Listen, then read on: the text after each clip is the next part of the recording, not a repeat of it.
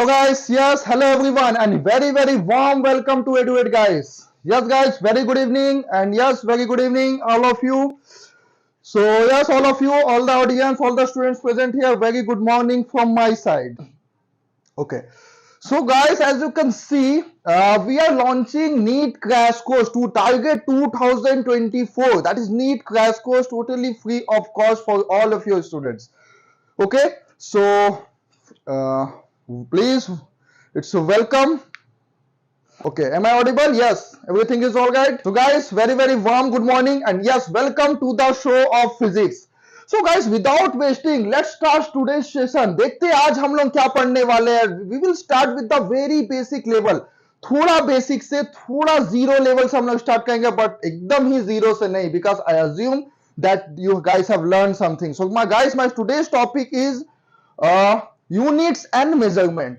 बहुत छोटा सा टॉपिक है. ओके, छोटा सा इजी टॉपिक है, बट इससे नीट में क्वेश्चंस एक दो आ ही जाता है हर साल और स्टूडेंट्स को परेशान भी करता है ये क्वेश्चंस.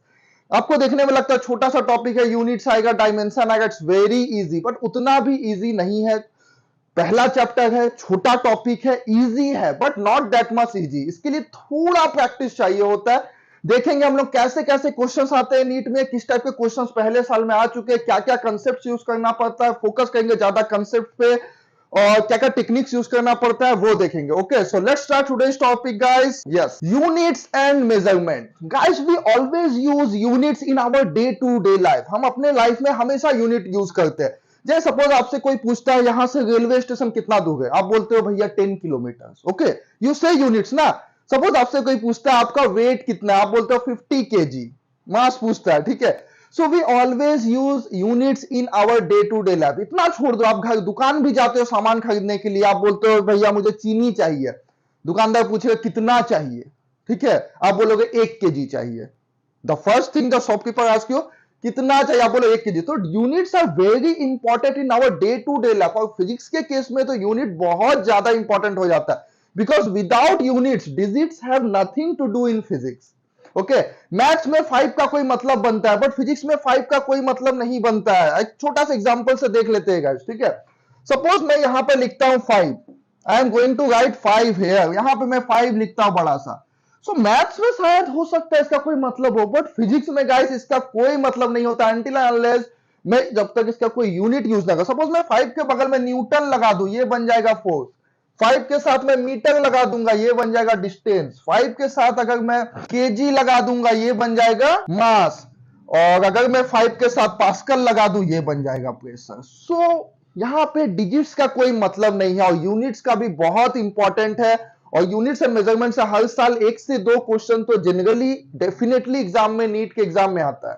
सो देखेंगे इस चैप्टर में क्या क्या आता है, कैसे कैसे क्वेश्चंस आते हैं. और basically it is a crash course, तो थोड़ा फास्ट होगा, थोड़ा लेवल हाई होगा, एकदम जीरो माइनस स्टार्ट नहीं करते हुए थोड़ा आगे से स्टार्ट होगा. Okay, so be like. Yes, तो guys the very first thing that comes in mind, the physical quantities. Physical quantities किसे बोलेंगे? The quantities which can be measured. ऐसा क्वांटिटीज जिसको हम मेजर कर सकते हैं, उसको बोलते सॉरी उस चीज को बोलेंगे फिजिकल क्वांटिटी. जैसे वेट, सॉरी मास, वॉल्यूम, ये सारी चीज को हम मेजर कर सकते हैं. फोर्स, वॉट एवर थिंग, इस चीजों को हम मेजर कर सकते हैं, तो उसको बोलेंगे guys physical quantities. Okay, so all those quantities which can be measured directly और इनडायरेक्टली और in terms of the which laws physics can be expressed are called physical quantity. और जिसके टर्म्स में हम फिजिक्स के लॉस को explain कर सकते हैं, like Newton's law of motion, Newton's law of gravitation, वहां पे मास आएगा, डिस्टेंस आएगा. तो ये सारी चीज क्या है? फिजिकल क्वांटिटीज है जिसको मेजर कर सकते हैं. नॉन फिजिकल क्वांटिटीज क्या होता है? ऐसे क्वांटिटीज जो मेजर नहीं कर सकते हैं, which can not be measured. Okay, like if I want to say love, emotion, pain. हम पेन मेजर कर सकते हैं क्या?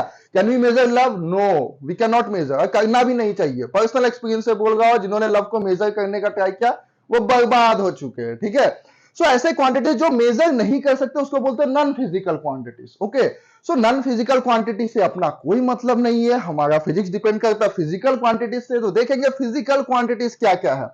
सो गाइस, सिस्टम ऑफ यूनिट्स से सबसे पहले समझ लेते हैं what are the system of units. Units के क्या क्या सिस्टम है और कैसे यह सिस्टम काम करता है.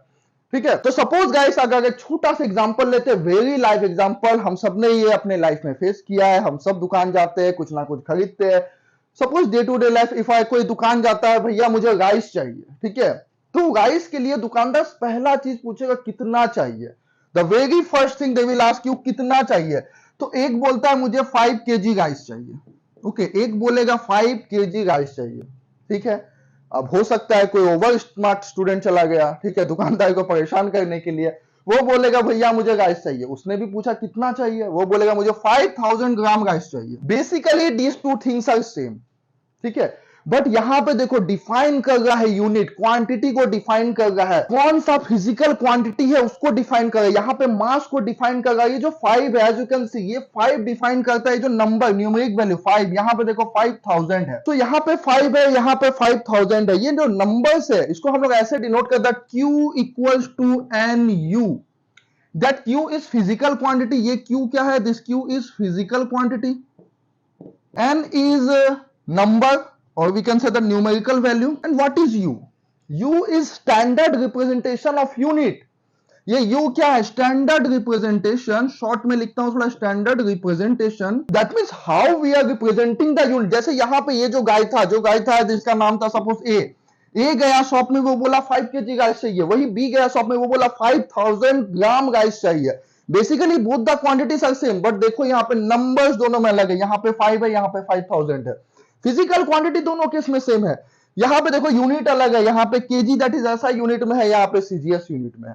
सो ऐसे काम करता है units. Is it okay guys? Hope system of units clear. अब आगे देखेंगे सिस्टम ऑफ यूनिट्स में क्या क्या आता है, कितने टाइप्स के यूनिट होते हैं। तो system of units, in order to define all the fundamental quantities or base quantities, we have to use some fundamental units or base units. किसी भी क्वांटिटीज को एक्सप्लेन करने के लिए, डिफाइन करने के लिए हमें यूनिट्स का यूज करना पड़ता है। ओके, जैसे हम कभी भी शॉप में जाते हैं, मुझे क्या बोलना पड़ता है, मुझे 1 kg चीनी चाहिए। वी ऑलवेज हैव टू से यूनिट डिफाइन करने के लिए, वो क्वांटिटी कितना है, कैसा है। तो there are so many units, length के लिए इंचेस, यार्ड्स, लीटर यूज होता है, ग्राम यूज होता है, बट बहुत सारे यूनिट्स है, बात करेंगे सबके बारे में डिटेल से। तो सबसे पहले गाइस बात करते हैं जो यूनिट्स है या फंडामेंटल क्वांटिटी है, बेसिकली डिवाइडेड इनटू 3 कैटेगरीज। सबसे पहला जो कैटेगरीज आता है फंडामेंटल क्वांटिटीज। फंडामेंटल क्वांटिटीज या फंडामेंटल यूनिट्स गाइस उसे बोलेंगे विच इज द फंडामेंटल और basic units which can be expressed which can be used to express the whole classical physics. Classical physics यहाँ पे किसको बोलते हैं गाइस, 1890 के पहले का जो फिजिक्स है ना उसको बोलते हैं classical physics, like Newton's law of motion, Newton's law of gravitation, Galileo, blah blah blah. उसके बाद आ जाता है मॉडर्न फिजिक्स, रिलेटिविटी, ये सब। सो इस फिजिक्स को बोलते हैं क्लासिकल फिजिक्स, जिसने फिजिक्स का बेस रखा, फिजिक्स को बनाया। उसके बाद तो एडवांसमेंट बहुत सारा हुआ, तो ये हो गया क्लासिकल फिजिक्स। तो क्लासिकल फिजिक्स मतलब it is enough to explain, यहां पे 7 फंडामेंटल क्वांटिटीज है, इट इज इनफ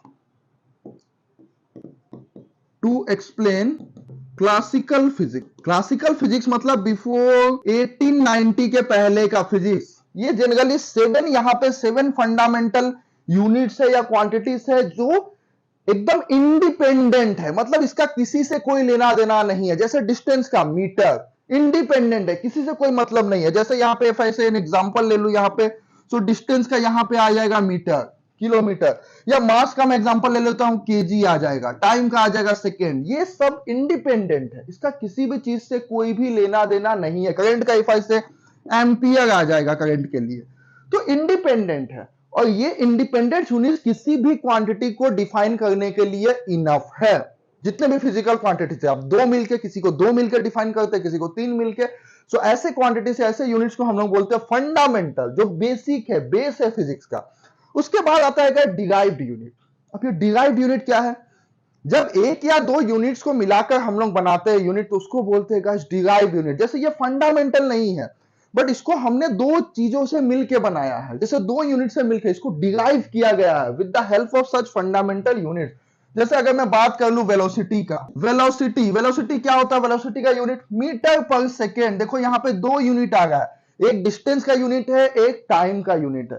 सो जब दो तीन यूनिट के हेल्प से कोई यूनिट बनता है, ऐसे यूनिट्स को बोलते हैं डिराइव्ड यूनिट। ये एमसीक्यूज में भी आता है गाइस कभी कभी, ठीक है। और यहाँ पे जैसे मैं एग्जांपल ले लो, kinetic energy half M B square, potential energy का एग्जांपल ले लो, मोमेंटम का एग्जांपल ले लेता हूं। So these are the example of derived units. Is it okay? Yes, all public clear? थोड़ा और देख लेते हैं। एक और यूनिट होता है सप्लीमेंट्री क्वांटिटीज या सप्लीमेंट्री यूनिट्स। यहाँ पे क्या होता है? सप्लीमेंट्री मतलब कुछ एक्स्ट्रा, कुछ सप्लीमेंट्री, जैसे हम लोग के लिए होता है कॉम्प्लीमेंट्री, सप्लीमेंट्री, ठीक है। कुछ एक्स्ट्रा चीजों को बताने के लिए अलग से एक आध यूनिट बनाया गया। जैसे फॉर एग्जांपल ले लेता हूं, सॉलिड एंगल या प्लेन एंगल के लिए, प्लेन एंगल के लिए रेडियन एक यूनिट है, और वही सॉलिड एंगल के लिए एक यूनिट होता है स्टेरेडियन। तो ऐसे यूनिट्स को बोलते हैं सप्लीमेंट्री एंगल। तो इस टाइप के जो कुछ यूनिट्स होते हैं जो एक्स्ट्रा होते हैं, कुछ एक्स्ट्रा क्वांटिटीज को एक्सप्लेन करने के लिए जो कुछ यूनिट्स होते हैं उसको बोलते हैं सप्लीमेंट्री यूनिट्स। क्लियर है यहां तक? All public clear? Clinic all clear? Any doubt, any query still now? Three types के यूनिट्स है, थ्री को अब देख लेते हैं। फंडामेंटल, जिसपे हमारा बेस्ड है सारा फिजिकल क्वांटिटीज या पूरा क्लासिकल फिजिक्स बेस्ड है, पूरा फिजिक्स को एक्सप्लेन करने की ताकत रखता है ये 7 यूनिट्स। ये क्या क्या है? तो यहां पे गाइस डिस्टेंस के लिए यूज होता है मीटर, मास के लिए किलोग्राम यूज होता है, टाइम के लिए सेकंड, करंट के लिए एम्पियर, टेम्परेचर के लिए केल्विन, मोल के लिए मॉलिक्यूलर इसके लिए मोल यूज होता है, कैंडेला लाइट के यूनिट के लिए यूज होता है। तो दीज आर द 7 बेस और फंडामेंटल यूनिट्स। ये 7 बेस है और देखो एक दूसरे से इंडिपेंडेंट है। लाइट का इससे कोई लेना देना नहीं है, मास का मीटर से कोई लेना देना नहीं है, मीटर किलो का सेकंड से कोई लेना देना नहीं है, एम्पियर का केल्विन से कोई लेना देना नहीं, all are independent, but this 7 are enough to explain physics. सारा फिजिक्स यही 7 यूनिट से मिलकर बना। अब जो इसके बाद जो भी यूनिट्स है इनके कॉम्बिनेशन से बना है। जैसे वेलोसिटी मीटर पर सेकेंड आ जाएगा। Is it okay? Kinetic energy half M B square, kinetic energy half M mass into velocity का स्क्वायर आ जाएगा, मीटर पर सेकंड का स्क्वायर। तो ऐसे भी यूनिट्स, इसको डिराइव्ड यूनिट्स बोलते हैं। So these are the basic fundamental units. देख लेते हैं फिजिकल यूनिट्स। यहां पे बात करता है standard amount of physical quantity chosen to measure the physical quantity of the same kind। किसी भी काइंड के, किसी भी टाइप के मेजर क्वांटिटी को एक्सप्लेन करने के लिए, उसको उसकी क्वांटिटी को बताने के लिए या उसके वैल्यू को एक्सप्लेन करने के लिए उसको हम लोग बोलते हैं यूनिट्स, जो फिजिकल अमाउंट या क्वांटिटी हम लोग यूज करते हैं। तो जैसे हम लोग लेंथ के लिए फीट, किलोमीटर, मीटर, सेंटीमीटर, छोटे लेंथ के लिए सेंटीमीटर, जब हम लोग स्केल से कुछ ड्रॉ करते हैं कॉपी में तो वहां पे मिलीमीटर का यूज करते हैं। जब हम लोग डिस्टेंस की बात करते हैं तो वहां पे किलोमीटर का यूज करते हैं। ज्यादा डिस्टेंस की बात करते हैं तो हम यार्ड्स का यूज करते हैं, माइल्स का यूज करते हैं। और भी ज्यादा डिस्टेंस की बात करें, अगर मान लो अर्थ से सन तक का डिस्टेंस की बात करें या किसी ब्लैक होल के डिस्टेंस की बात करें तो हम लोग लाइट ईयर का यूज करते हैं। सो ऐसे यूनिट से डिपेंड करता है कि कहां पे कौन सा यूनिट बोलना है। ओके, अब सपोज अगर आपसे कोई पूछता है कि आपके घर से स्टेशन का डिस्टेंस कितना है, आप बोलोगे सिंपली फॉर एग्जांपल 10 किलोमीटर, लेकिन वहां पे कोई ये नहीं बोलेगा ना 10 लाख मिलीमीटर फॉर एग्जांपल, ठीक है। तो कौन सा यूनिट यूज होता है? सो डिपेंड करता है कि यूनिट देखो बहुत सारा, कौन सा यूनिट यूज करना, बड़ा से छोटा डिपेंड करेगा कब कौन सा यूनिट यूज करेंगे। तो इस यूनिट्स को यूज करने के लिए देखो यहाँ पे आप कुछ भी बोल सकते हो। सपोज किसी को मजाक करने का शौक चढ़ा, जैसे हम लोग रास्ते में घूमते, कोई आके पूछता है कि भैया यहाँ से स्टेशन कितनी दूर है, यहाँ हम लोग कभी कभी उसे गलत डायरेक्शन भी बता देते हैं, ठीक है। मैंने भी ऐसा किया, बट करना नहीं चाहिए। ओके, सो क्या होता है कि अगर मान लो मुझसे कोई पूछा कि यहाँ से स्टेशन कितने दूर है, सिंपली मैं बोलूंगा 1 किलोमीटर। कोई होगा बदमाश बोलेगा 1000 मीटर, ठीक है। सो एक सिस्टम होना चाहिए यूनिट का, कब कौन सा यूनिट यूज करना है। और जब भी यूनिट यूज करेंगे सेम यूनिफाइड यूज करेंगे, मतलब सेम क्वांटिटी का यूनिट यूज करें। ऐसा नहीं कि डिस्टेंस को किलोमीटर में लेंगे, मास को मिलीग्राम में ले लेंगे, ठीक है, और वेट को ले लेंगे किसी और चीज में, तो ऐसा नहीं होना चाहिए। टाइम को ले लेंगे आवर में। सो एक unified, there should be a unified system to explain units. इसलिए सिस्टम का यूनिट, इसलिए यूनिट्स का सिस्टम बनाया गया है दोस्तों, ताकि हमारे जैसे लोग बदमाशी ना कर सके, ठीक है। और प्लस न्यूमेरिकल्स कैलकुलेट करने में सिस्टम्स का बहुत यूज होता है, क्योंकि जब हम लोग न्यूमेरिकल्स को कैलकुलेट करते हैं तो वहां पे सेम यूनिटरी सिस्टम का यूज करना पड़ता है। ऐसा नहीं कि डिस्टेंस किलोमीटर में ले लेंगे, मास को ले लेंगे मिलीग्राम में, ऐसा नहीं। Same unit, always use same unit. Okay, तो यहाँ पे गाइस 3-4 जो सिस्टम है, जिसमें सबसे इंपॉर्टेंट जो सिस्टम आता है मेरा वो होता है एसआई सिस्टम। इंटरनेशनल सिस्टम है ये, हम लोग सबसे ज्यादा इंडिया में यही यूज करते हैं, बहुत सारे कंट्रीज भी यूज करते हैं, आपके बुक में यही यूनिट्स मिलेगा। उसके बाद जो आता है सीजीएस सिस्टम, ये 2 सिस्टम हम लोग ज्यादा यूज करते हैं। बाकी कुछ अमेरिकन कंट्रीज यूज करते हैं एफपीएस, एमकेएस सिस्टम, जैसे ब्रिटिश कंट्रीज यूज करते हैं, वहां पे ब्रिटिश इंजीनियरिंग सिस्टम बोलते हैं इसको, एफपीएस को। तो यहाँ पे आपने देखा होगा ब्रिटिश में वहां पे वेट को पाउंड्स में बोलते हैं। जैसे केक का ट्रेंड चला है, हम लोग जब भी केक खरीदने जाते हैं हम लोग क्या बोलते हैं, भैया 1 पाउंड का केक दो, हाफ पाउंड का केक दो। तो केक आया कहां से, केक फ्रॉम फॉरेन कंट्री से आया, वहां पे वेट को पाउंड में मेजर करते हैं। अगर वहां जाके आप किसी से अपना उसका वेट पूछोगे तो वो बोलेगा इतना पाउंड्स, बट हमसे पूछेगा हम बोलेंगे केजी। ओके, सो वहां से केक का पाउंड का कंसेप्ट आ गया इंडिया में, बट जनरली हम लोग इंडिया में केजी यूज करते हैं। सो फुट, डिस्टेंस के लिए दे यूज फुट, पाउंड, टाइम के लिए देखो सेकेंड। ओके, फिर आ जाते हैं एमकेएस के लिए बात करते हैं, metre kilogram system, second system. तो यहाँ डिस्टेंस के लिए मीटर, मास के लिए केजी, टाइम के लिए सेकंड, ऐसा यूनिट्स यूज होता है। एंड द मोस्ट इंपॉर्टेंट ऐसा यूनिट, इसको बोलते हैं इंटरनेशनल सिस्टम ऑफ यूनिट, जो इंटरनेशनली वैलिड है, इंटरनेशनली यूज होता है, सबसे वाइड यूज होने वाला यूनिट है। तो इसके एग्जांपल ऐसे एसआई में डिस्टेंस के लिए मीटर, मास के लिए केजी, टाइम के लिए सेकंड। सीजीएस में ये थोड़ा छोटा यूनिट है, CGS Gaussian system of unit. ये एसआई और सीजीएस हम लोग दोनों यूज करते हैं। जब बड़े चीज को एक्सप्लेन करना होता है तो एसआई यूज करते हैं, छोटे को एक्सप्लेन करना होता है तो सीजीएस यूज करते हैं। तो सीजीएस में जहां मास यहाँ मीटर में था वही सॉरी डिस्टेंस जहां मीटर में था वही डिस्टेंस यहाँ सेंटीमीटर हो जाएगा। यहाँ पे मास जो केजी में था सेम मास यहाँ पे ग्राम में आ जाएगा। यहाँ पे टाइम जो सेकंड में था टाइम सेकंड में आ जाएगा। So guys, point to be noted my Lord, यहाँ पे देखो हर चीज चेंज हो गया, बट जो टाइम है, टाइम का देखो सब में सेकंड है। कोई भी यूनिट ले लो टाइम सेकंड में ही आएगा। सॉरी, यहाँ पे सेकंड होगा, this should be second. Take any unit but time तो सेकंड में ही होगा। तो सबके लिए यहाँ पे टाइम सेकंड में है, और बेसिकली हम लोग ये दोनों को ज्यादा यूज करते हैं। So focus on this two units. हाँ, बट इनका भी आइडिया होना चाहिए और भी क्या क्या यूनिट्स के सिस्टम है। ओके, चलो थोड़ा आगे बढ़ते हैं, देखते हैं। एक क्वेश्चन करते हैं गाइस, क्वेश्चन से practice makes a man perfect. So let's start today's session with a practice. So guys, यहाँ पे as you can see there is a question on your screen. The angle of 1 minute of arc in radian is nearly equal to, देखो ये हलवा सा question NEET 2020 में आया था, ज्यादा पहले की भी बात नहीं है, 3 साल पहले आया था ये क्वेश्चन, और बहुत इजी हलवा सा क्वेश्चन है। मतलब ऐसे ही सॉल्व करके आंसर दे सकते हैं, कोई बहुत वास्ट कैलकुलेशन नहीं है, वास्ट दिमाग नहीं लगाना, कुछ भी नहीं करना। Is it okay? 1 minute, 1 minute का मतलब क्या होता है guys? What is 1 minute? 1 minute का होता है 1/60, सॉरी 1 एंगल। 1 एंगल का मतलब 1 एंगल या 1 मिनट ऑफ आर्क को ऐसे भी लिख सकते हैं, दैट 1/60 आप लिख सकते हो। ओके, 1 मिनट मतलब 1/60 डिग्री, 1/60 ये हो जाएगा डिग्री। ओके, तो 1 मिनट होता है 1/60 डिग्री, और डिग्री के लिए हम लोग क्या करेंगे, इसको हमको रेडियन में चेंज करना। As we can see units यहाँ पे रेडियन में, देखो जैसे पहले अभी बोला, units are very important. Same unit देखो हमको आंसर रेडियन में चाहिए, तो रेडियन में कन्वर्ट, डिग्री को रेडियन में कन्वर्ट करने के लिए हम लोग क्या करते हैं, सिंपली π/180 से डिवाइड कर दे। छोटे छोटे चीज आपको पता होने चाहिए टू क्रैक नीट, क्योंकि छोटे छोटे चीज से क्वेश्चंस आ जाते हैं। स्टूडेंट्स बड़े बड़े फॉर्मूलेस में फोकस करते गए जाते हैं, conservation of momentum, conservation law of energy, तो बर्नौलीज प्रिंसिपल, वहां पे फोकस करने में लगे गए जाते हैं, छोटे छोटे चीज मिस कर जाते हैं। तो यहां से क्वेश्चन आ जाता है गाइस, तो ये हो जाएगा ऊपर, इसको इफ यू कैलकुलेट दिस, ये वाला आएगा 2.91 इंटू 10⁻⁻⁴ ग्रेड। तो एक बार क्रॉस चेक कर लेना गाइस घर में, आपका प्रैक्टिस भी हो जाएगा और आपके लिए भी बेटर होगा। So if you calculate this, the right answer should be A. देखो बहुत इजी सा क्वेश्चन था, 1 मिनट भी टाइम नहीं लगा मुझे सॉल्व करने में, तुम्हें एक्सप्लेन करते हुए। अगर आप खुद से सॉल्व करो तो आपको और भी कम टाइम लगेगा। ओके, सो हलवा सा क्वेश्चन दिया, 4 मार्क्स यहीं पे मिल गए। सो बहुत ज्यादा टफ क्वेश्चन भी नहीं देता है नीट, कुछ कुछ हलवा क्वेश्चन डाल देता है, उस हलवे क्वेश्चन पे आपको फोकस करना हो। ओके, चलो आगे देखते हैं, एक और क्वेश्चन देखते हैं। ऐसा है, the unit of permittivity of free space epsilon not is, AIPMT 2004 में आया था ये क्वेश्चन, क्या होगा? अब देखो कुछ कुछ यूनिट्स तो आपको याद रखना पड़ेगा, जैसे थर्मल कंडक्टिविटी, जब आप उस टॉपिक्स को पढ़ते हो तो वहां पे यूनिट्स भी बताया जाता है, यूनिट्स भी मेंशन होता है, तो कुछ कुछ इंपॉर्टेंट चीज का आपको यूनिट तो पता ही होना चाहिए, आपको थोड़ा याद भी रखना पड़ेगा।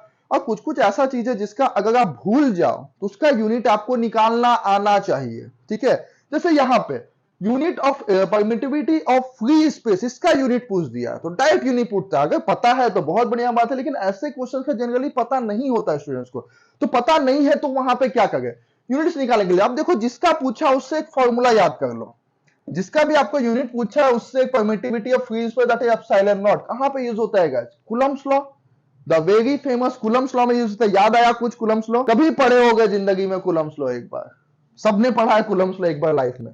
ओके, सो कूलम्ब्स लॉ का क्या बोलना है गाइस?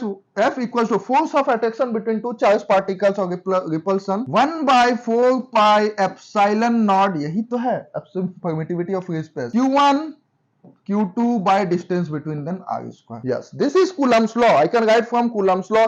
तो गाइस यहाँ पे मुझे किसका यूनिट चाहिए? मुझे एप्सिलॉन नॉट का यूनिट चाहिए। एप्सिलॉन नॉट लेके आ जाओ यहाँ पे 1/4 पाई, ये तो कांस्टेंट है, इसको भूल जाओ। कांस्टेंट का तो यूनिट होता है Q1 Q2 bye F r square.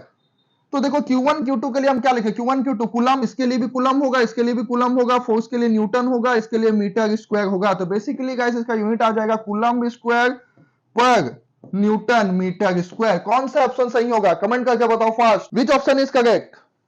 Coulomb square newton metre square. Yes, very good, option C is correct.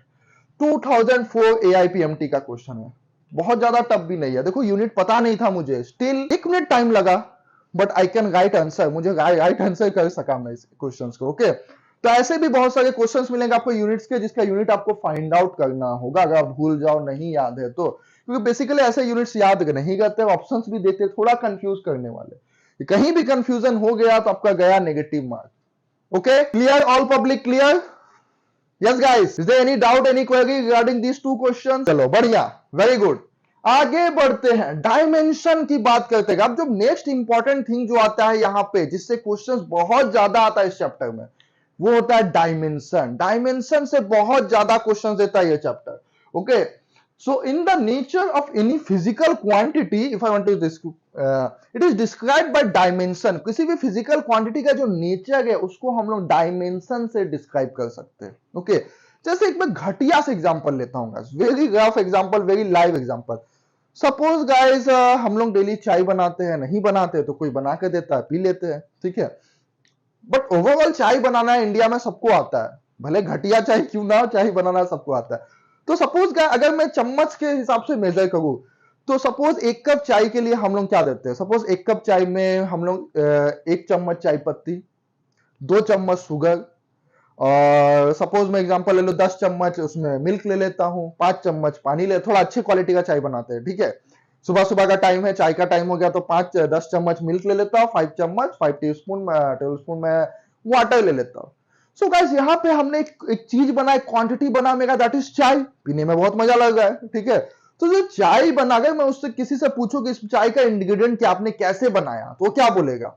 जैसे हम लोग किसी से पूछते हैं कि कुछ खाने में अच्छा लगता है, किसी का रिलेटिव के घर जाते हैं तो बोलते हैं ये कैसे बनाया, तो सपोज वो बोलेगा एक मग तुम चावल दो, 2 मग दाल दो, ये दो, वो दो, अपना क्वांटिटी वो इस तरह से बताता है।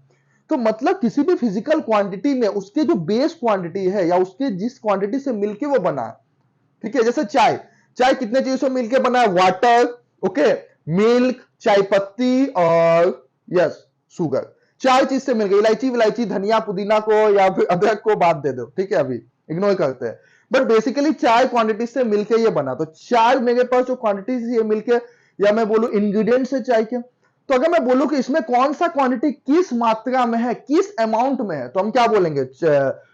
चाय पत्ती 1 चम्मच, मिल्क 10 चम्मच, शुगर 2 चम्मच, वाटर 5 चम्मच। तो हम इसको ऐसे मेजर कर सकते हैं, ऐसे बोल सकते हैं किसी को, ओके, कि कौन सा इसमें क्वांटिटी, कितने क्वांटिटी। तो सेम कंसेप्ट अप्लाई होता है फिजिक्स में। कोई भी चीज फिजिक्स में कितने क्वांटिटी में है, फिजिक्स का जो भी फिजिकल क्वांटिटी है, वो डिस्टेंस हो, फोर्स हो, वेलोसिटी हो, मोमेंटम हो या कुछ भी हो, वो किस उसमें जो फिजिकल क्वांटिटी से मिलकर बना है, ठीक है। जैसे इफ आई वांट टू से फोर्स, एक अच्छा सा घटिया सा एग्जांपल लेता हूं। सपोज हमको एक इक्वेशन पता है, force equals to mass into acceleration. अब ये फोर्स है, फोर्स बेसिकली किससे बना है? मास और एक्सीलरेशन से मिलके। या इसको और भी तोड़ देते हैं, इसके बेसिक यूनिट्स में आ जाते हैं। तो बेसिक है मास, एक्सीलरेशन क्या होता है? एक्सीलरेशन होता है डिस्टेंस पर यूनिट टाइम। तो मास, डिस्टेंस और टाइम, ये 3 फंडामेंटल क्वांटिटी से मिलकर ये बना है फोर्स। तो इसको अगर मैं देखना चाहता हूं कि इसमें मास कितना है, डिस्टेंस कितना है, टाइम कितना है, तो इसी को बोलते हैं गाइस इसका डायमेंशन। कि इस फोर्स में, फोर्स जो एक क्वांटिटी है, फिजिकल क्वांटिटी है, उसमें मास का कितना चम्मच है।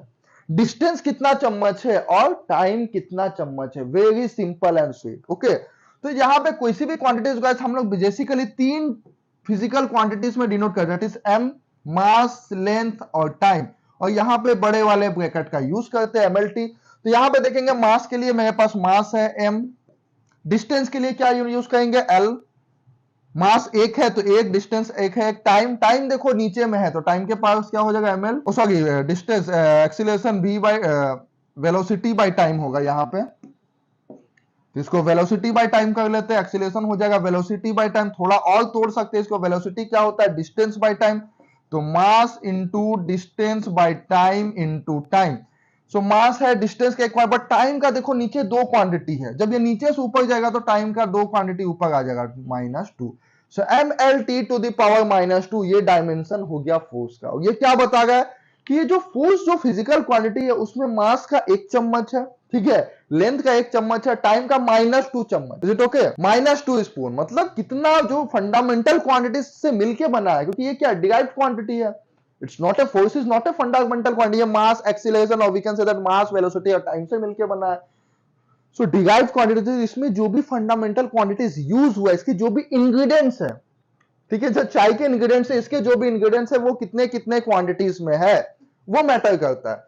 सो ये हो गया मेरा dimension, means we can say that how many powers of fundamental physical quantities we need to express any physical quantity. Is it okay? Dimension of a physical quantity will be same, it doesn't depend on which formula we are using that for quantity. किसी भी physical quantity का dimension same होगा, it doesn't depend आप कौन सा formula use कर रहे हो। ओके, सपोज मैं फॉर एन एग्जांपल एक एग्जांपल ले लेता हूं, यहां पे सपोज मैं एग्जांपल एक यहां पे रेक्टेंगल लेता हूं, ठीक है, एक रेक्टेंगल है, सपोज रेक्टेंगल का ये लेंथ ए है और ये वाला लेंथ बी है, तो रेक्टेंगल का एरिया क्या हो जाएगा इस, what will be the area of this rectangle? Yes, comment fast. Class 4-5 का क्वेश्चन है, बचपन के दिन का क्वेश्चन, ओके, बचपन की याद है। एक सपोज मैं एक सर्कल भी ले लेता हूं, ठीक है, अब देखो यहाँ पे 2 चीज है, 2 अलग अलग चीज है, एक सर्कल है, I am not so good in drawing, फिर भी गोल थोड़ा अच्छा हुआ आज पहली बार। ओके, तो यहाँ पे सर्कल ले लेता हूं, सपोज दिस इज सर्कल का रेडियस कितना है r। अगर मैं दोनों का एरिया कैलकुलेट करूं, if I want to calculate the area of this two, इसका एरिया क्या होगा गाइस? Length into breadth, that means we can say that a into b।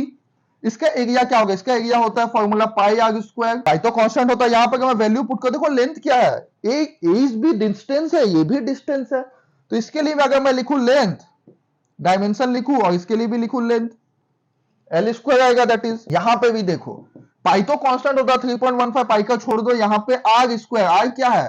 That is length, radius क्या है? लेंथ है ना, क्यों 10 सेंटीमीटर होगा, 10 मीटर कुछ भी होगा, बट लेंथ है, तो यहां पे भी देखो एल स्क्वायर, पाई को कांस्टेंट को हटा दो तो दोनों का डायमेंशन देखो बेसिकली सेम आता है, मतलब सेम फिजिकल क्वांटिटी, एरिया का डायमेंशन हमेशा सेम होगा। अब आप सर्कल का निकालो, रेडियस स्क्वायर का निकालो, क्यूब का निकालो, जिसका मन उसका निकालो, ओके, रेक्टेंगल का निकालो, सेम फिजिकल क्वांटिटी का डायमेंशन हमेशा सेम होगा, it doesn't depend what ever the formula भी है, हम कौन सा फॉर्मूला यूज करेंगे उससे कोई मतलब नहीं है, क्या शेप है, कौन सा फॉर्मूला। अगर फिजिक्स देखो, फोर्स बहुत सारे फॉर्मूले से कैलकुलेट होता है, ठीक है, फोर्स बहुत सारे फॉर्मूले से, एक फोर्स कैलकुलेट होता है physical to mass into acceleration, यहां से भी फोर्स कैलकुलेट होता है, ठीक है, और फोर्स कैलकुलेट होता है F physical to G M M m1 m2 by R square, यहां से भी कैलकुलेट होता है, फोर्स बहुत सारे फॉर्मूले से कैलकुलेट होता है, और एक फोर्स कैलकुलेट होता है फिजिकल टू के Q1 Q2 bye R square, यहां से भी फोर्स कैलकुलेट होता है, फोर्स कैलकुलेट होता है प्रेशर इनटू एरिया, यहां से भी कैलकुलेट होता है, और भी बहुत सारे फॉर्मूले है। तो फोर्स देखो, ये फोर्स फिजिकल क्वांटिटी सेम है, तो आप किसी भी फॉर्मूले से अगर फोर्स का डायमेंशन कैलकुलेट करो, इसका डायमेंशन हर फॉर्मूले में सेम आएगा, because the physical quantity is same. जैसे सपोज आपने जो मैंने अभी इंग्रेडिएंट बनाया था, अगर आप उस इंग्रेडिएंट से चाय बनाते हो, तो चाय आप किसी भी कप में पियो, टेस्ट ऑलमोस्ट सेम आएगा। Is it okay? चाहे आप इतना लो तो भी टेस्ट वैसा ही लगेगा, चाहे आप एक ग्लास ले लो तो भी उतना ही लगेगा, चाहे आप एक बकेट ले लो तो भी सेम टेस्ट लगेगा। तो whatever, it doesn't depend on formula, doesn't depend on shape, doesn't depend on size। अगर फिजिकल क्वांटिटी सेम है तो उसका डायमेंशन ऑलवेज सेम होगा। Is it okay? चलो एक छोटा छोटा क्वेश्चन करते हैं। यूनिटलेस क्वांटिटी, देखो ऐसे दिमाग घुमाने वाले क्वेश्चन है ये जो क्वेश्चन है देखने में बहुत छोटा लग रहा है, बहुत इजी क्वेश्चन है, ठीक है, बट थोड़ा सर घुमाने वाला क्वेश्चन है, ये सब ट्रिकी क्वेश्चन है। ओके, तो unitless quantity, doesn't exist, always have a non zero dimension, क्या उसका हमेशा नॉन जीरो डायमेंशन होगा, मतलब यूनिट नहीं है तो डायमेंशन भी नहीं होगा, नॉन जीरो डायमेंशन होगा, या never have a non zero dimension, may have a non zero dimension, क्या होगा common fast? Yes, take your time, 2 second time ले सकते हो आप लोग, okay, you can use phone of friend also, 50-50 भी यूज कर सकते हो, okay. A unitless quantity never have a non-zero dimension. Right answer होगा सी, नेवर। देखो यहां वर्ड प्ले हुआ है, ये जो क्वेश्चन है ये फिजिक्स का क्वेश्चन नहीं है, ये वर्ड प्ले इंग्लिश का क्वेश्चन है। अगर इसी को सिंपल लैंग्वेज में लिखा जाता तो सब इसका आंसर, नेवर मतलब ऑलरेडी ना लग चुका है, फिर ना लग गया मतलब non zero dimension, unitless quantity का, ऐसा यूनिटलेस क्वांटिटी का डायमेंशन भी नहीं हो, क्या ये पॉसिबल है? हाँ पॉसिबल है। सपोज मैं एग्जांपल ले लोगे, refractive index, velocity of light c by v, velocity of light in, जो इसका यूनिट होगा मीटर पर सेकंड, इसका भी यूनिट होता है मीटर पर सेकंड। देखो इसका यूनिट नहीं है और इसका डायमेंशन भी नहीं है। इसका डायमेंशन अगर मैं एक्सप्रेस करना चाहूं तो m मास का कुछ नहीं है, 0 l0 t0, so never have a non zero dimension. इसी को अगर थोड़ा सिंपल लैंग्वेज में लिखा जाता तो सबको आंसर दे सकता था, जिसने फिजिक्स नहीं पढ़ा शायद वो भी आंसर दे दे, बट यहाँ पे वर्ड प्ले किया है थोड़ा सा। नेवर, दो नो ना लगा के हाँ बन गया, जैसे दो माइनस मिलके पॉजिटिव बन जाते हैं, वैसे दो ना लगा के, दो नेगेटिव वर्ड यूज करके इसको पॉजिटिव सेंटेंस बना दिया, ठीक है। बाय द वे बाकी इंग्लिश मुझे उतने अच्छे से पता नहीं है। Yes. A dimensionless quantity never has a unit, always has a unit, may have a unit और doesn't exist। कोई ऐसा क्वांटिटी जिसका डायमेंशन नहीं है तो क्या उसका यूनिट होगा या उसका यूनिट नहीं होगा? मे हैव ए यूनिट हो सकता है हो, डजंट एग्जिस्ट एग्जिस्ट ही नहीं करता, और ऑलवेज है या हमेशा उसका यूनिट होगा। क्या लगता है गाइस? Comment fast.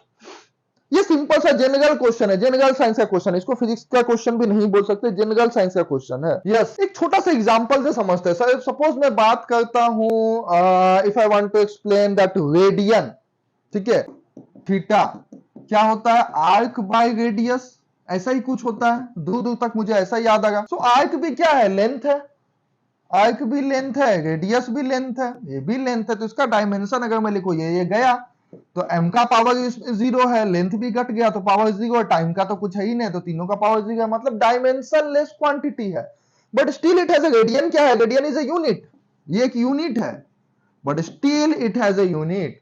तो ऐसा मतलब नहीं कि डायमेंशन नहीं है तो यूनिट नहीं होगा। Is it okay? डायमेंशन नहीं है तो डायमेंशन नहीं है, तो यूनिट एग्जिस्ट कर सकता है। मे हैव ए यूनिट, यूनिट हो सकता है, बट सबका होगा वो गारंटी मैं नहीं लेता हूं, इसकी गारंटी मैं नहीं ले सकता, ठीक है। दैट्स व्हाई ऑप्शन होगा may have a unit. Yes, थोड़ा आगे बढ़ते हैं, अब some special features of dimension, dimension का कुछ स्पेशल फीचर्स के बारे में बात करते हैं गाइस। तो जैसे डायमेंशन किसी हम फिजिकल क्वांटिटी को पावर्स या क्या है कितना है उसमें मेजर करने के लिए डायमेंशन का यूज करते हैं, ठीक है। सो गाइस यहाँ पर अगर मैं डिस्टेंस के बारे में बात करूं, सो डिस्टेंस से हमेशा डिस्टेंस को ही माइनस करते हैं। मान लो सपोज डिस्टेंस से अगर मैं डिस्टेंस माइनस करूं या प्लस करूं, इनफैक्ट अगर मैं 5 किलोमीटर में अगर मैं 2 किलोमीटर माइनस कर दूं तो मुझे क्या मिलेगा? 3 किलोमीटर मिलेगा। या 5 किलोमीटर में 2 किलोमीटर में प्लस कर दूं तो मुझे क्या मिलेगा? 8 किलोमीटर मिलेगा। मतलब अगर हम डिस्टेंस में डिस्टेंस को माइनस या सब्सट्रैक्ट करते हैं तो डिस्टेंस ही मिलता है, ठीक है, आलू नहीं मिलेगा। जैसे राहुल गांधी ने बोला था एक तरफ से आलू डालेंगे एक तरफ से सोना डालेंगे, वो उनसे पॉसिबल, फिजिक्स में पॉसिबल नहीं है। अगर हम डिस्टेंस में डिस्टेंस डालेंगे तो डिस्टेंस ही निकलेगा, आलू डाल के सोना नहीं निकलता यहाँ पे, ठीक है। सो ऐसा टाइप का कुछ है। या डिस्टेंस मतलब ये जो क्वांटिटी है, डिस्टेंस में डिस्टेंस माइनस करो, डिस्टेंस मल्टीप्लाई करो, डिस्टेंस ऐड करो तो घूम फिर के वो डिस्टेंस ही बनेगा, चेंज नहीं होगा। ऐसे प्रेशर की बात करते हैं, प्रेशर में पास्कल, 5 पास्कल या 10 पास्कल एग्जांपल लेता हूं, 5 का तो हो गया। सो एग्जांपल अगर 10 पास्कल प्रेशर है, उसमें अगर मैं 2 पास्कल को प्लस कर दूं तो क्या मिलेगा मुझे? 12 पास्कल। तो प्रेशर मतलब क्या? प्रेशर में हम प्रेशर ऐड करें या माइनस करें, जो भी करें, हमको मिलेगा क्या? प्रेशर में प्रेशर ऐड तो हमको प्रेशर ही मिला, हमको कोई और चीज नहीं मिला, हमको प्रेशर ही मिला। Is it okay? तो ये है। लेकिन यहाँ पे देखो एक और कंसेप्ट बता देता हूं। जैसे यहाँ पे फोर्स, सपोज फोर्स में हम वेलोसिटी को माइनस नहीं कर सकते, हम दो डिफरेंट फिजिकल क्वांटिटीज को सब्सट्रैक्ट या ऐड या मल्टीप्लाई कर सकते, बट सब्सट्रैक्ट और ऐड नहीं कर सकते। जैसे फोर्स, सपोज एग्जांपल लेता हूं, फोर्स कितना है? 10 न्यूटन, वेलोसिटी कितना है? 5 मीटर पर सेकेंड। तो क्या ये माइनस होगा 10 माइनस 5? क्या ये 10 माइनस 5 5 होगा? नहीं, never never never ever, okay, अब नहीं होगा। तो फोर्स में से हम फोर्स को ही माइनस या ऐड कर सकते हैं। जैसे फोर्स 10 न्यूटन है, इसमें हम -5 न्यूटन कर सकते हैं, तो ये आ जाएगा 5 न्यूटन। या फोर्स 10 न्यूटन है तो इसमें +5 न्यूटन कर सकते हैं, ये आ जाएगा 15 न्यूटन। तो जितना भी माइनस करे प्लस करे, फोर्स फोर्स ही रहा। जैसे एक अच्छा सा घटिया सा एग्जांपल लेते हैं, अगर हम समुद्र में से एक बाल्टी पानी निकाल भी ले तो समुद्र में जो बच गया वो पानी ही है, ठीक है, वो शरबत नहीं बन गया। आई बात समझ में? या हम समुद्र में एक बाल्टी पानी डाल भी दे तो समुद्र में जो पानी है अभी वो पानी ही है, अब वो शरबत बने, चैंपियन नहीं बन जाएगा वो। क्लियर? ऑलवेज थोड़ा घटिया एग्जांपल कभी कभी बहुत काम देता है। चलो अब यहां पे देखो क्वेश्चंस कैसे कैसे आते हैं ये समझते हैं। ये डायमेंशन का जो मैंने अभी जो फंडा बताया, दैट इज रूल 1, वो यहाँ पे क्वेश्चंस कैसे आते हैं। एक तो क्वेश्चन आता है ऐसे इक्वेशंस दे देगा, किसी का डायमेंशन पूछ देगा, नहीं बताएगा वो क्वांटिटी क्या है।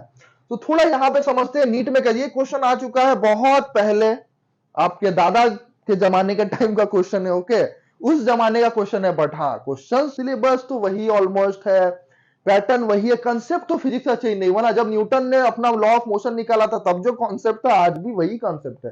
कंसेप्ट चेंज नहीं होता है, क्वेश्चन चेंज हो सकता है, लेवल चेंज हो सकता है, डाटा चेंज हो सकता है यहाँ पे एक्स स्क्वायर एक्स के जगह पे एक्स क्यूब दे देगा, बट क्वेश्चंस वही रहेंगे गाइस, ओके। सो गाइस यहाँ पे क्वेश्चन है, if x is equal to 80 plus B T square, where x क्या है, डिस्टेंस है travelled by the body in kilometres, while t is the time in seconds, t क्या है, time in second, then the unit of b, b का unit यहाँ पे पूछा है क्या होगा। तो इसको देखो समझते हैं पहले, इक्वेशन क्या गिवन है, x is equal to 80 plus bt square. So यहाँ पे बोला है गैस x क्या है, x डिस्टेंस है मेरा, ये x जो है ये मेरा डिस्टेंस है, और t क्या है, टाइम है। तो यहां भी t है, यहां भी t में, ये तो टाइम है। बट गैस अभी जस्ट हमने क्या सीखा, हम लोग डिस्टेंस में डिस्टेंस को ही माइनस प्लस कर सकते हैं, और डिस्टेंस ही डिस्टेंस के इक्वल होगा। अभी जस्ट देखते हैं क्या सीखा, 5 किलोमीटर माइनस 2 किलोमीटर कितना आएगा, 3 किलोमीटर। तो मतलब ये वाला जो फिजिकल क्वांटिटी कहां गया कहां गया कहां गया, यस, तो ये वाला फिजिकल क्वांटिटी अगर डिस्टेंस है, ठीक है, ये फिजिकल क्वांटिटी क्या है, अगर डिस्टेंस है तो ये वाला भी डिस्टेंस होना, क्योंकि देखो दोनों ऐड होगा और ऐड होकर इक्वल होगा। अब डिस्टेंस तो फोर्स के इक्वल नहीं होगा, जैसे मैंने बताया डिस्टेंस को तो या डिस्टेंस को तो फोर्स को वेलोसिटी से माइनस नहीं कर सकते, डिस्टेंस को फोर्स से माइनस नहीं कर सकते। सो ये जो डिस्टेंस है मतलब ये भी डिस्टेंस होगा, ये दोनों का जो यूनिट है ये भी डिस्टेंस होगा, और ये दोनों का जो यूनिट है ये भी डिस्टेंस होगा, क्योंकि डिस्टेंस में डिस्टेंस ऐड करेंगे, यहां पे देखो ऐड किया है तो मिलेगा भी डिस्टेंस।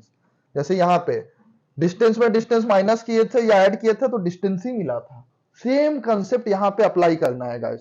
तो यहां पे हमको पूछा गया है यूनिट, किसका पूछा था, यूनिट ऑफ बी, बी का यूनिट पूछ दिया क्वेश्चन मार्क। तो बी का ये बी टी स्क्वायर का यूनिट, डिस्टेंस क्या है, मुझे डिस्टेंस है, बी टी स्क्वायर ये जो क्वांटिटी है, ये जो फिजिकल क्वांटिटी है ये क्या है, ये डिस्टेंस है, मतलब इस पूरे फिजिकल क्वांटिटी का यूनिट क्या है, लेंथ है।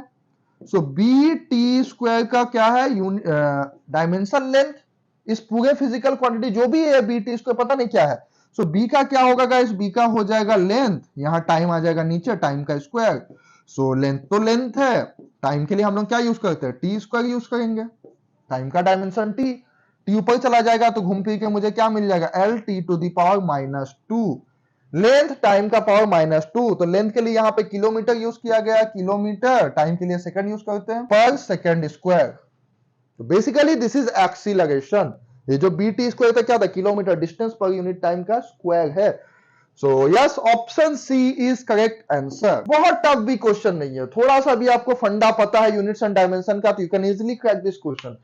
1989 में आया था ये क्वेश्चन, ओके।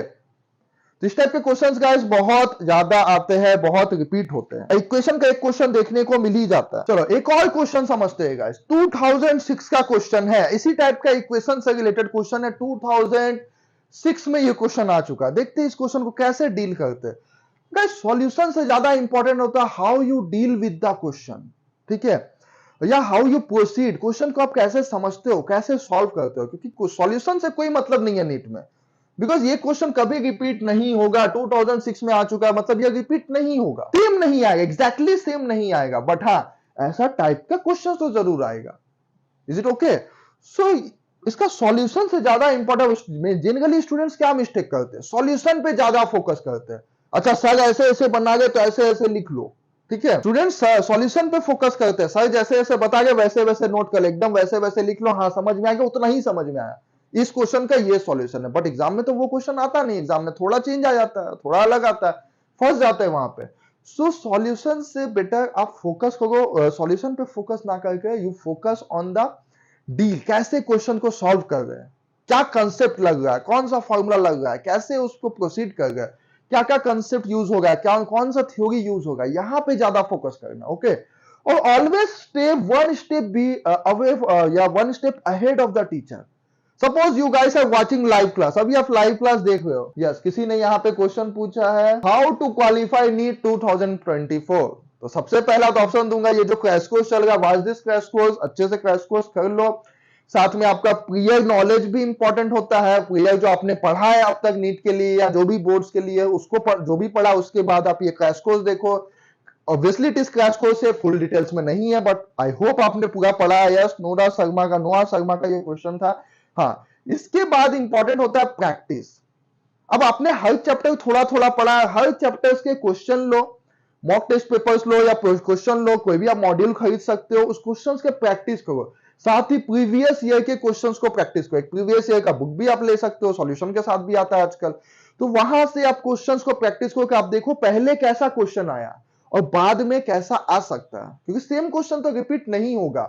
बट इतना पता चल जाता है अगर पहले ऐसा आया तो अगर आने लास्ट 10 इयर्स का क्वेश्चन आपसे बना है, आप खुद से बना सके हो, तो एटलीस्ट ये कॉन्फिडेंस आता है कि अब जो नेक्स्ट आएगा वो भी आपसे बनेगा।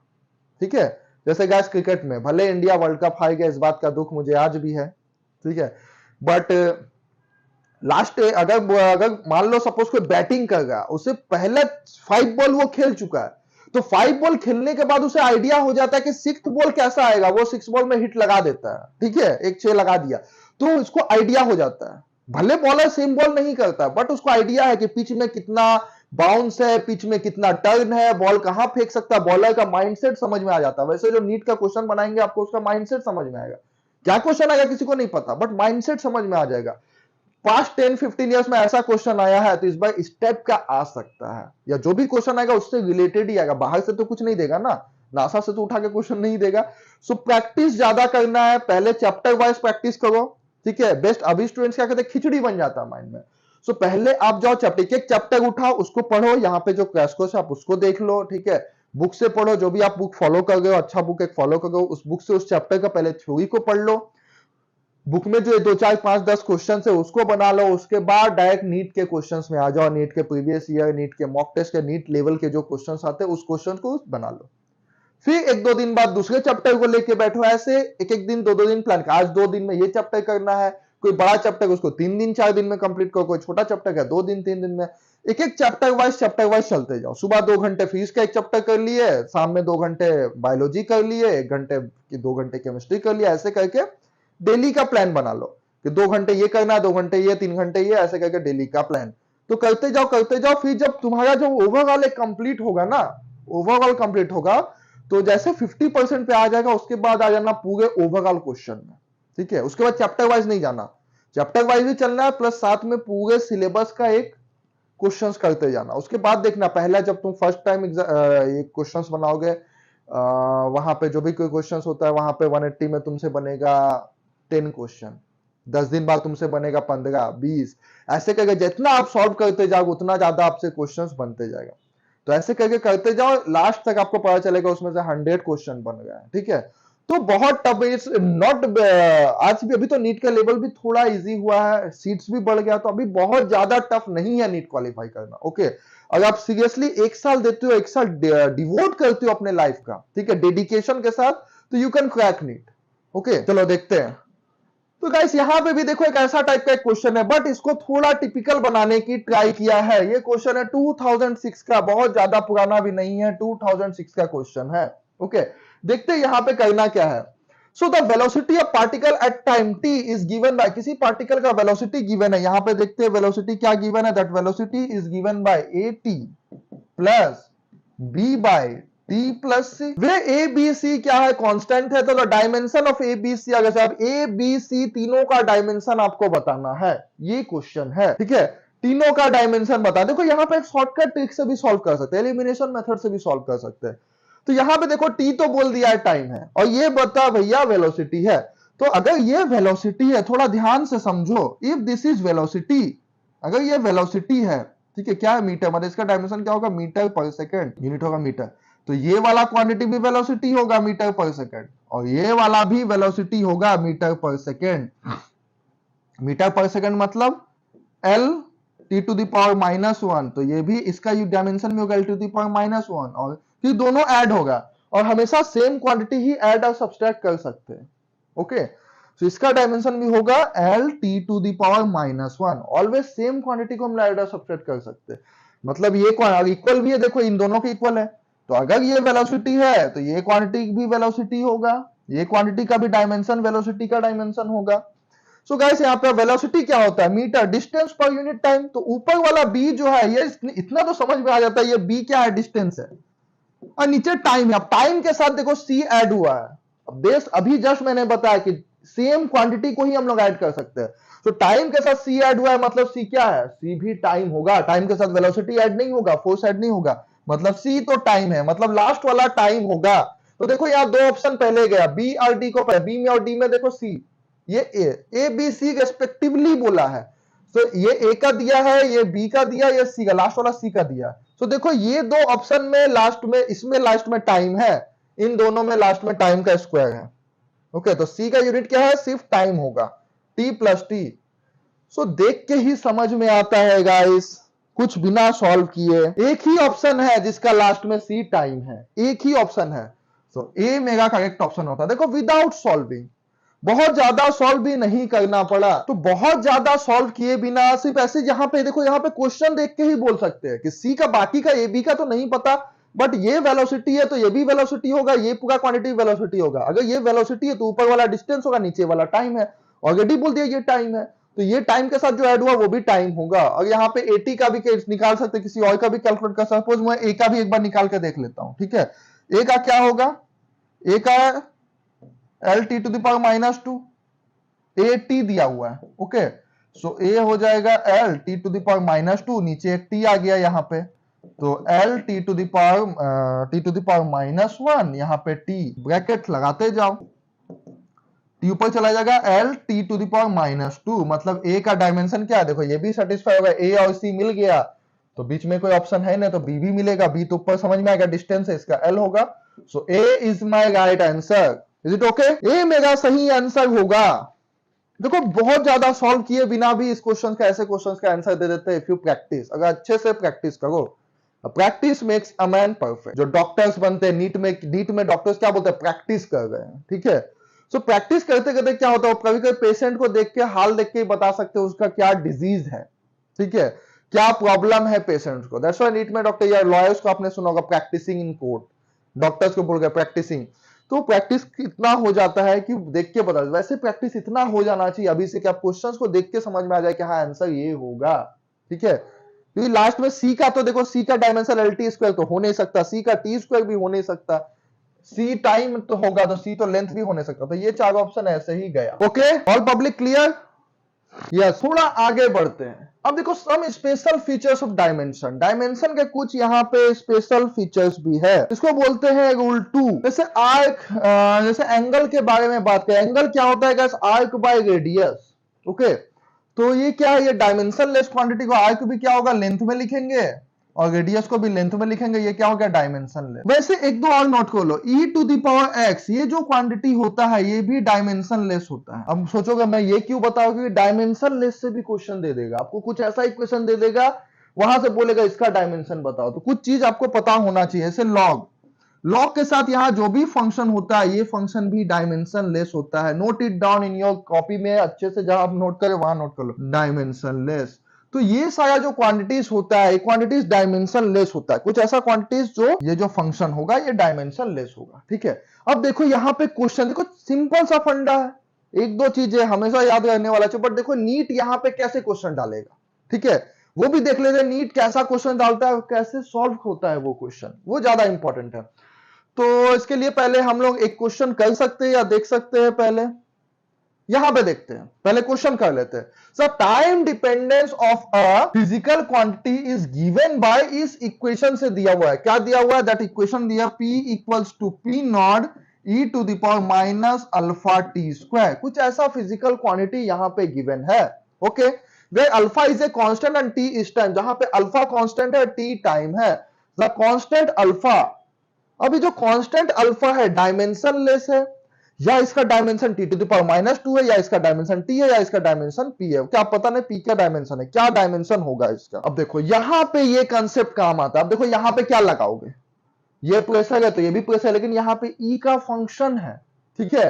तो यहां पे ये वाला फंडा बहुत इंपॉर्टेंट सा फंडा, क्योंकि यहां से एक क्वेश्चन कभी कभी डाल देता है नीट। मतलब गैस अभी हमने जस्ट क्या सीखा, ई का फंक्शन जो भी होता है वो डायमेंशन लेस होता है, ये वाला डायमेंशन लेस होगा, ओके, ये वाला चीज डायमेंशन लेस होगा। मतलब मैं बोल सकता हूं alpha T to the power square dimensionless है, और डायमेंशन लेस का मतलब मैं लिख सकता हूं m0 l0 T to the power 0।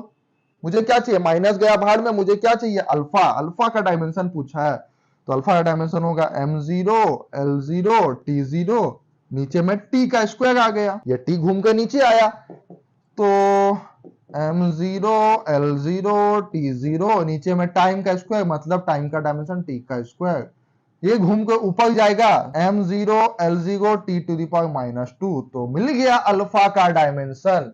So alpha is a constant, that constant alpha has dimension of t to the power minus 2, option B is my right answer।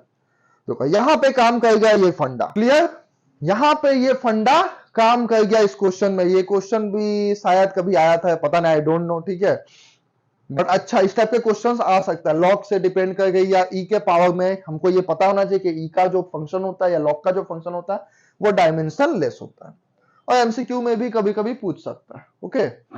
चलो आगे बढ़ते हैं, उससे पहले यहां पे, हाँ, अब एप्लीकेशन ऑफ डायमेंशन पहले देख लेते हैं गाइस, ठीक है। जो मैं डायमेंशन के बारे में लगभग आधे घंटे से बकवास कर रहा हूं, ठीक है, ये डायमेंशन का क्या क्या एप्लीकेशन है, क्यों पढ़ना है डायमेंशन, जस्ट बिकॉज क्वेश्चन में आता है, नहीं, जस्ट बिकॉज क्वेश्चन में आता है, नीट में आता है, जेडबल में आता है, इसलिए नहीं पढ़ना है। डायमेंशन है कुछ अपना फंडा, कुछ उसका एप्लीकेशन है, बहुत इंपॉर्टेंट एप्लीकेशन है, ओके। किसी भी फॉर्मूला को डिराइव करने के लिए डायमेंशन को यूज किया जाता है। सपोज जो आइंस्टीन ने E equal to mc square का फॉर्मूला निकाला, ठीक है, जो पूरी दुनिया का सबसे बड़ा, वन ऑफ द मोस्ट ये डिस्कवरी में से बोला जाता है, ठीक है, तो E equal to mc square, तो वो जो फॉर्मूला जो आइंस्टीन ने कैलकुलेट किया होगा इतना दिमाग लगा के, इतना टाइम करके, तो उस फॉर्मूले को भी आइंस्टीन ने डायमेंशन से ही जस्टिफाई किया। तो किसी फॉर्मूले का डेरिवेशन करना हो, यूनिट को कन्वर्ट करना हो, या किसी फॉर्मूले का करेक्टिविटी चेक करना हो, कि जो मैंने निकाला E इक्वल टू mc, इसको E equal to mc cube भी हो सकता था, E equal to mc 1 to the power 5 भी, 1.5 भी हो सकता था, E equal to mc to the power 4 भी हो सकता था, कैसे गेस किया कि E equal to mc square ही होगा। तो डायमेंशंस को मिलाया जाता है, चेक किया जाता है कि डायमेंशन की फॉर्मूला जो मैंने निकाला वो सही है, या यही फॉर्मूला होगा, या कोई और होगा, या पावर इतना ही होगा, स्क्वायर ही होगा, या क्यूब होगा, या 5 होगा। ये सब के लिए डायमेंशंस बहुत इंपॉर्टेंट है, मतलब हाई लेवल अंडरस्टैंडिंग के लिए भी डायमेंशन इंपॉर्टेंट है।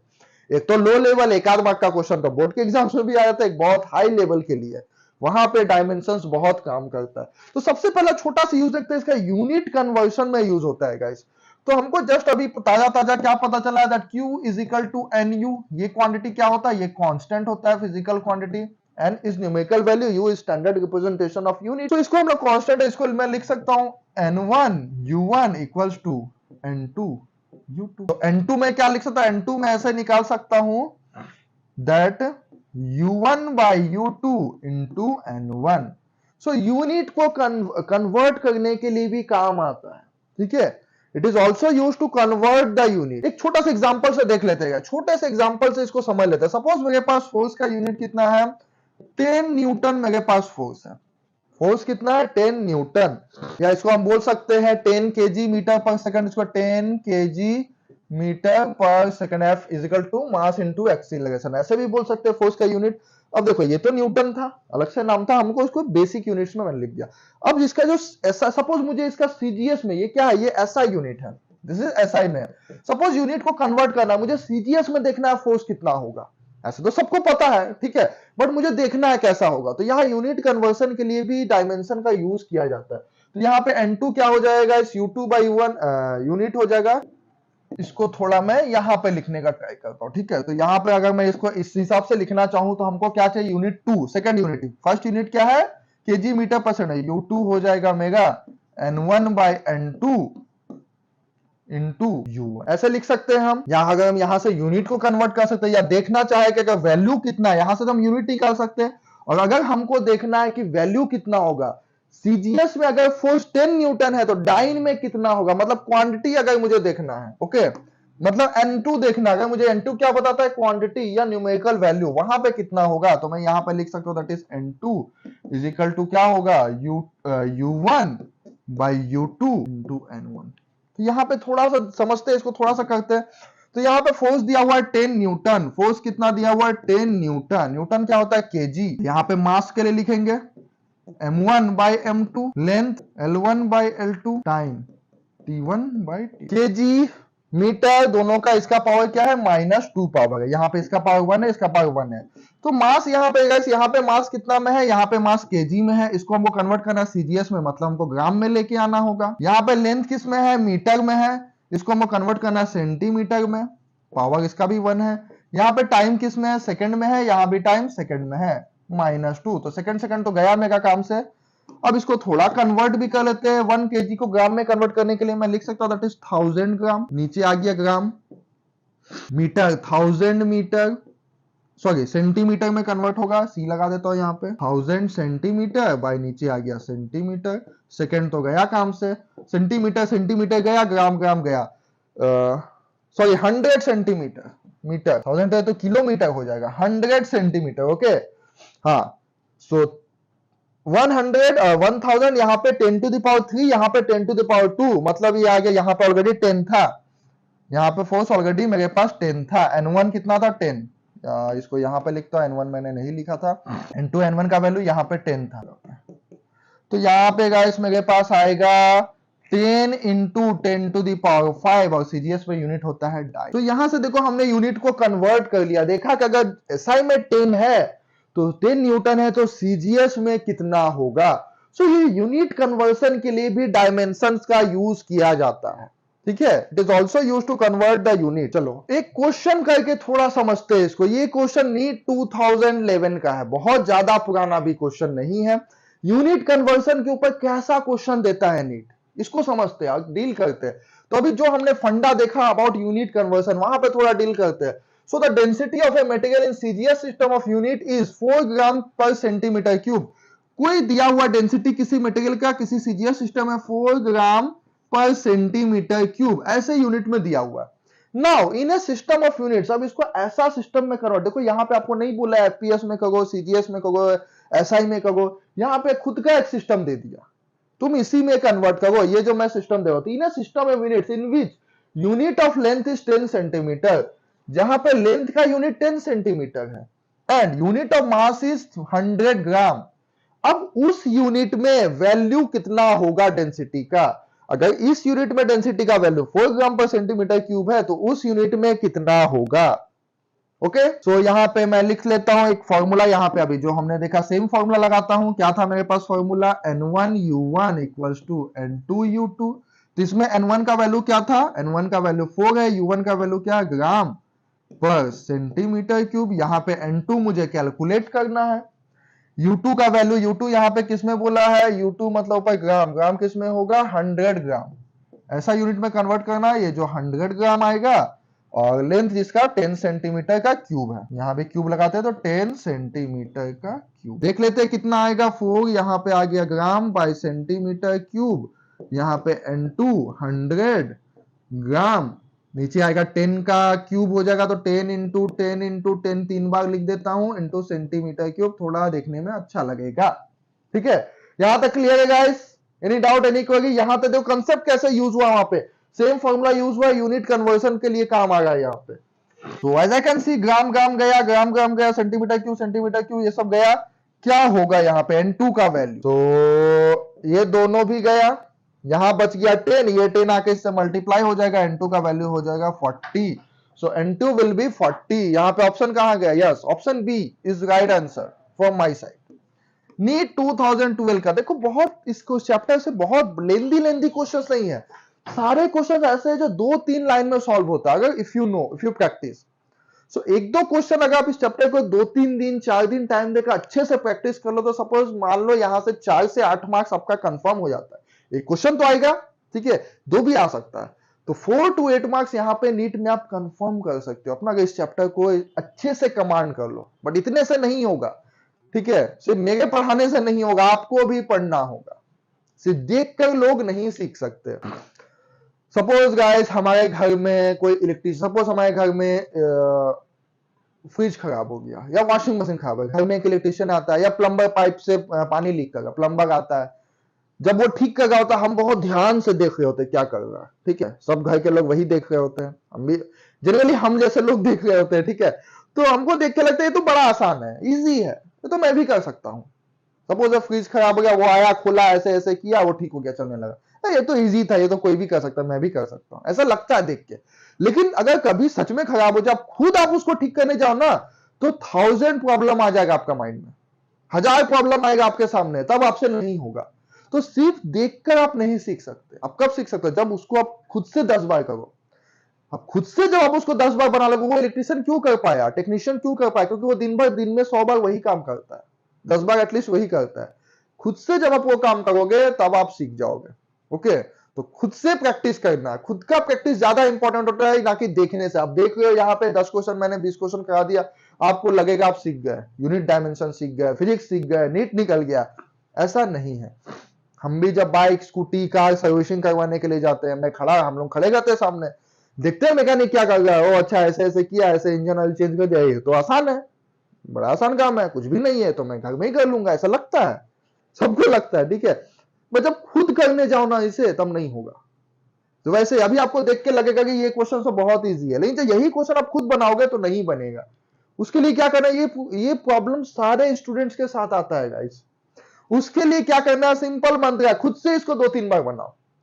जो यहाँ पे मैंने बनाया देख के तो थोड़ा तो समझ में आया ही होगा, ठीक है, बिना देखे अब एक बार बनाओ, 2 बार बनाओ, जब बन गया 2 बार, दूसरे सेकंड टाइम बिना देखे बन गया, बिना विदाउट हेल्प आपसे बन गया, उसके बाद ऐसे ही क्वेश्चन बुक से, कहीं प्रीवियस ईयर से, किसी बुक से, हर बुक में मिल जाएगा, ऐसा क्वेश्चन उठाओ, 5-10 यहां से भी बना डालो, आधा घंटा लगेगा, खत्म हो गया इसका काम।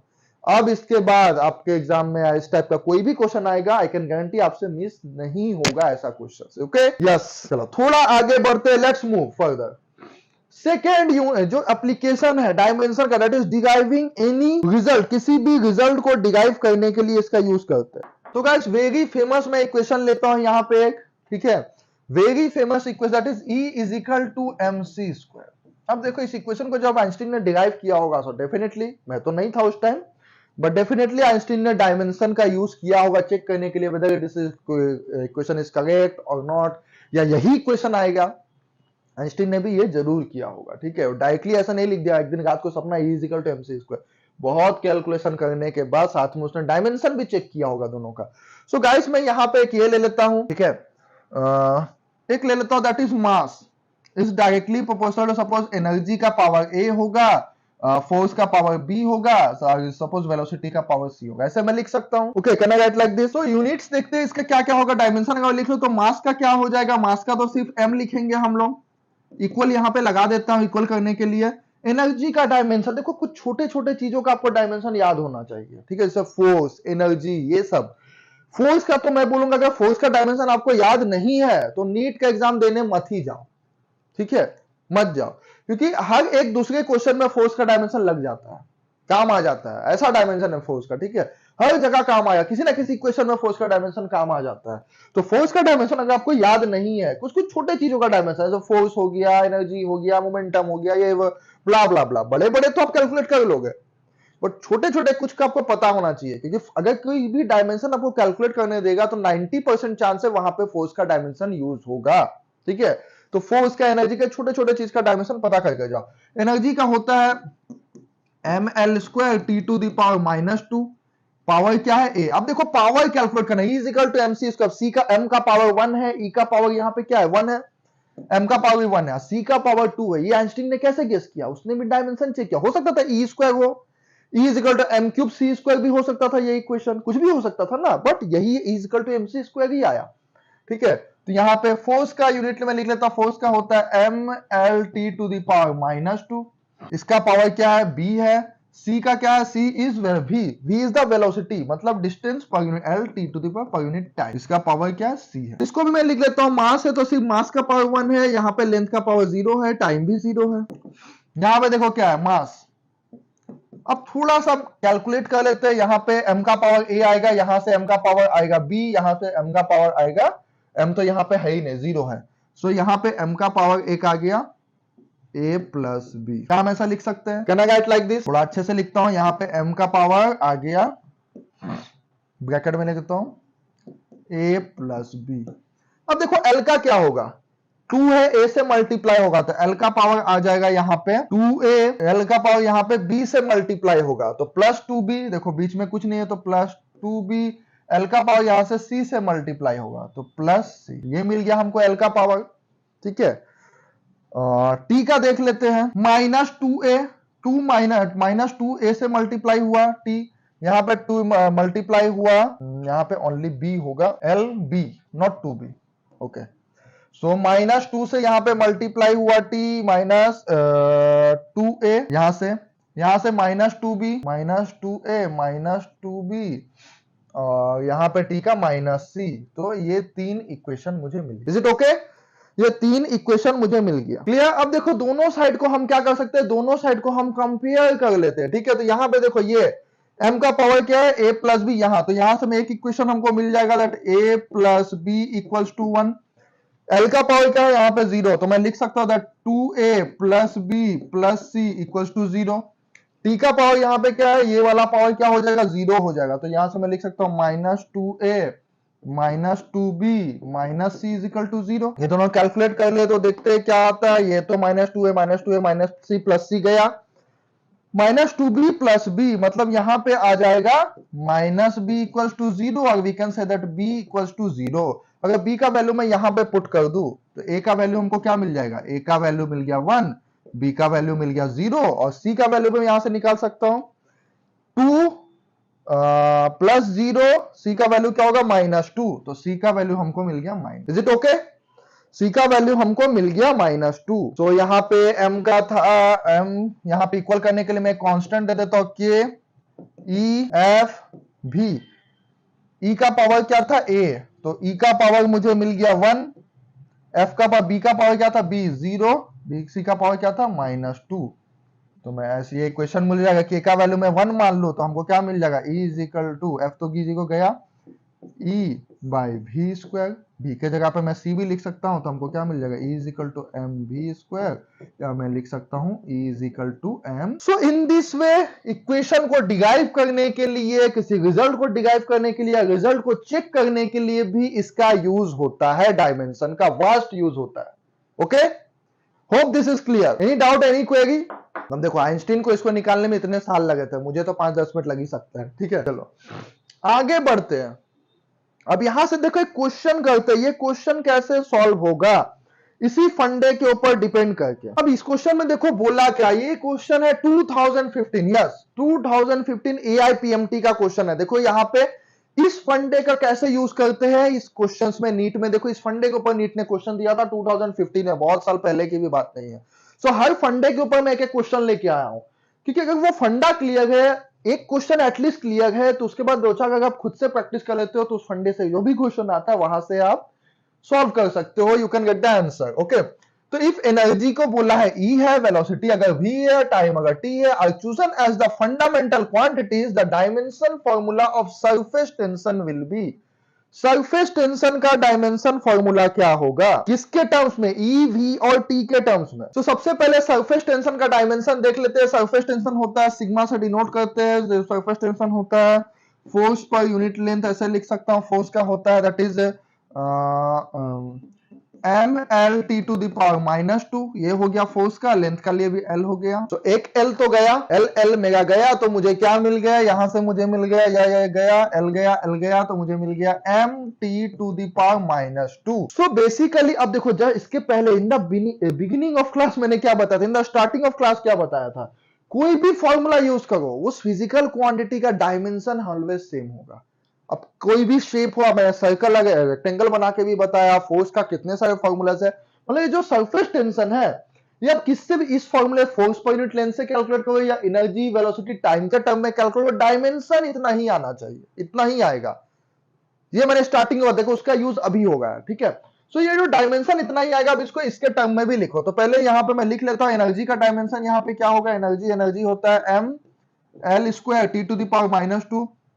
वेलोसिटी होता है M mass per unit length m0 l sorry velocity होता है लेंथ पर यूनिट टाइम, तो m0 l1 t to the power -1।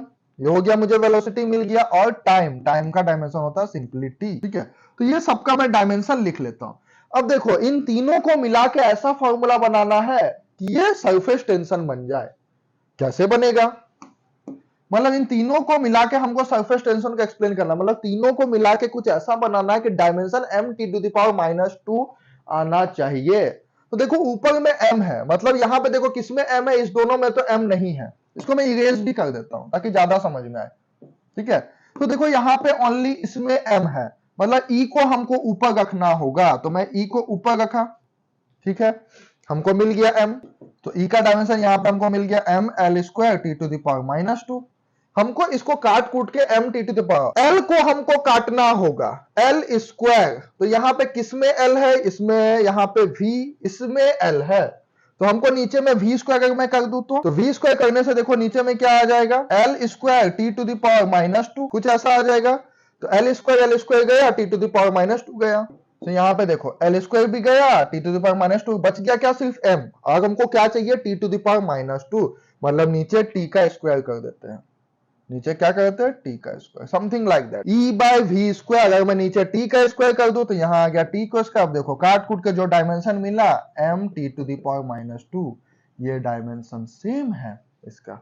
मतलब ये फॉर्मूला भी यूज कर सकते हैं सरफेस टेंशन के लिए। देखो मैंने नया फॉर्मूला बनाया, surface tension. I have expressed surface tension in terms of energy, velocity and time, ठीक है। यहाँ पे ना तो फोर्स है ना तो लेंथ है, सरफेस टेंशन। तो ये भी सरफेस टेंशन का फॉर्मूला काम कर सकता है, क्योंकि डायमेंशन देखो सेम है, मतलब ये अगर सरफेस टेंशन है तो ये भी सरफेस टेंशन है। सो इसका यस गाइस, इसका क्या हो जाएगा आंसर, राइट आंसर क्या होगा इसका, E। तो यहाँ पे मैं लिख सकता हूँ इसको, अगर शॉर्ट में लिख दे तो E v to the power -2 t to the power -2 आएगा। कौन सा फॉर्मूला है, E v to the power -2, option B I think is correct option from my side. ये एक बार चेक कर लेता हूँ, e टू द -2, ये तो होगा नहीं, -3 आ गया, ये भी नहीं होगा, ये भी नहीं होगा। Yes, option B should be correct answer. Please check. ठंडी की सुबह की चाय का मजा ही अलग है। यहाँ से चाय पीते पीते एक लाइन याद आ जाएगा, एक ख्वाहिश पूरी हो इबादत के बगैर, अगर तुम सुबह चाय लाओ मेरी इजाजत के बगैर। चलो तो इसी ख्याल के साथ, इसी थॉट के साथ थोड़ा आगे बढ़ते हैं। थर्ड एप्लीकेशन क्या है, डायमेंशन। देखो सबसे ज्यादा क्वेश्चन यहाँ पर डायमेंशन पे आता है, that's why I am investing more time in dimension, focus ज्यादा देगा डायमेंशन पे, ओके। थर्ड इसका जो एप्लीकेशन होता है वो कंपैरिजन के लिए या चेक करने के लिए, टू चेक एनी इक्वेशन, किसी इक्वेशन को चेक करने के लिए। सपोज यहां पे गाइस मैं एक इक्वेशन लिखता हूं, s equals to ut plus half at square. ये फॉर्मूला है, वर्ल्ड वाइड वैलिड है, ठीक है। तो इस फॉर्मूले को अगर मुझे चेक करना वेदर इट इज करेक्ट और नॉट, जिसने भी बनाया होगा उसने भी चेक किया होगा, मैं भी चेक करता हूं। तो ये क्या ऐसे डिस्टेंस, मतलब इसका अगर डायमेंशन l आएगा तो इसका भी डायमेंशन l आना चाहिए और इसका भी डायमेंशन l आना चाहिए। अगर तीनों, क्योंकि l के साथ l ही ऐड हो सकता है, डिस्टेंस के साथ डिस्टेंस ऐड होगा और ऐड होने के बाद इक्वल डिस्टेंस के साथ ही होगा। तो देखो अगर इसका डायमेंशन निकालो u बाई टी, इसका भी l आएगा। u is the velocity by time, तो इसका भी l आएगा। एक्सीलरेशन बाई टाइम का स्क्वायर, इसका भी l आएगा। तो अगर आप चेक करना चाहो तो कर सकते हो। u क्या होता है, वेलोसिटी बाई टाइम, मतलब l बाई टी, और नीचे ऑलरेडी टाइम के लिए इनटू t, तो ये गया, l बच गया, l आ गया। यहाँ पे एक्सीलरेशन क्या होता है, वेलोसिटी टाइम का स्क्वायर, और ऊपर में वेलोसिटी होता है, सॉरी लेंथ पर टाइम का स्क्वायर। वेलोसिटी पर यूनिट टाइम हो गया एक्सीलरेशन, वेलोसिटी को फिर तोड़ दिए तो हो गया डिस्टेंस पर यूनिट टाइम। तो टाइम नीचे दो बार गया, एल बाई स्क्वायर, यहाँ पे टी स्क्वायर पहले से है तो टी स्क्वायर, देखो यहाँ भी एल है, यहाँ भी एल है, ये तो एल है। सो इक्वेशन सेटिस्फाई है। सो इस तरीके से हम किसी भी इक्वेशन को चेक कर सकते हैं, देख सकते हैं इक्वेशन सेटिस्फाई है या नहीं, इक्वेशन ओके है या नहीं, ओके। बट हाँ guys, point to be noted my Lord, ये वाला जो टेक्निक है ना, ये सिर्फ मतलब क्या बोलूं, डायमेंशनल एनालिसिस के लिए है, मैथमेटिकल एनालिसिस के लिए नहीं है। अगर इसी इक्वेशन को guys, point to be noted, थोड़ा ध्यान से सुनो, मैं ऐसे लिख दूं, s equal to ut plus 2at square, this formula is mathematically incorrect. मगर डायमेंशनल एनालिसिस से देखोगे तो ये अभी भी सही आएगा, इसका डायमेंशन एल आएगा, इसका भी एल आएगा, इसका भी एल आएगा। So this is mathematically incorrect. Mathematically ये फॉर्मूला इनकरेक्ट है। अगर ये फॉर्मूला लगाओ किसी इक्वेशन में बताओ, you will get the wrong answer, ठीक है। बट डायमेंशनल एनालिसिस से ये सही है। सो ये मैथमेटिक वाला को नहीं बताता है, ठीक है। अभी इजिकल 2mc² भी हो सकता था। अब डायमेंशनल एनालिसिस देख सकते हो कि किसमें किसका पावर, mc का क्यूब भी हो सकता है, m का स्क्वायर भी हो सकता था, e का पावर हाफ भी हो सकता था। वो सिर्फ इसको बताता है, इजिकल 2mc² भी हो सकता था। अब वो आपको समझना है, ठीक है। सब डायमेंशन बता देगा तो साइंटिस्ट लोग क्या करेंगे। चलो अब यहां पे एक और क्वेश्चन जो आता है गाइस, यहां पे एक क्वेश्चन आ जाता है कभी कभी, बट आजकल इतना ज्यादा नहीं आ रहा। यहां से सिग्गी फिग्गी बोलते हैं इसको शॉर्ट में, दैट इज सिग्निफिकेंट फिगर्स। ये बहुत ज्यादा टफ नहीं है, हलवा है। आजकल 5 के बच्चों को भी आता है सिग्निफिकेंट फिगर्स निकालना, तो पहले इससे क्वेश्चन आता था, अभी भी कभी कभी आता है। मतलब ऐसा एकदम इग्नोर नहीं कर सकते, ठीक है।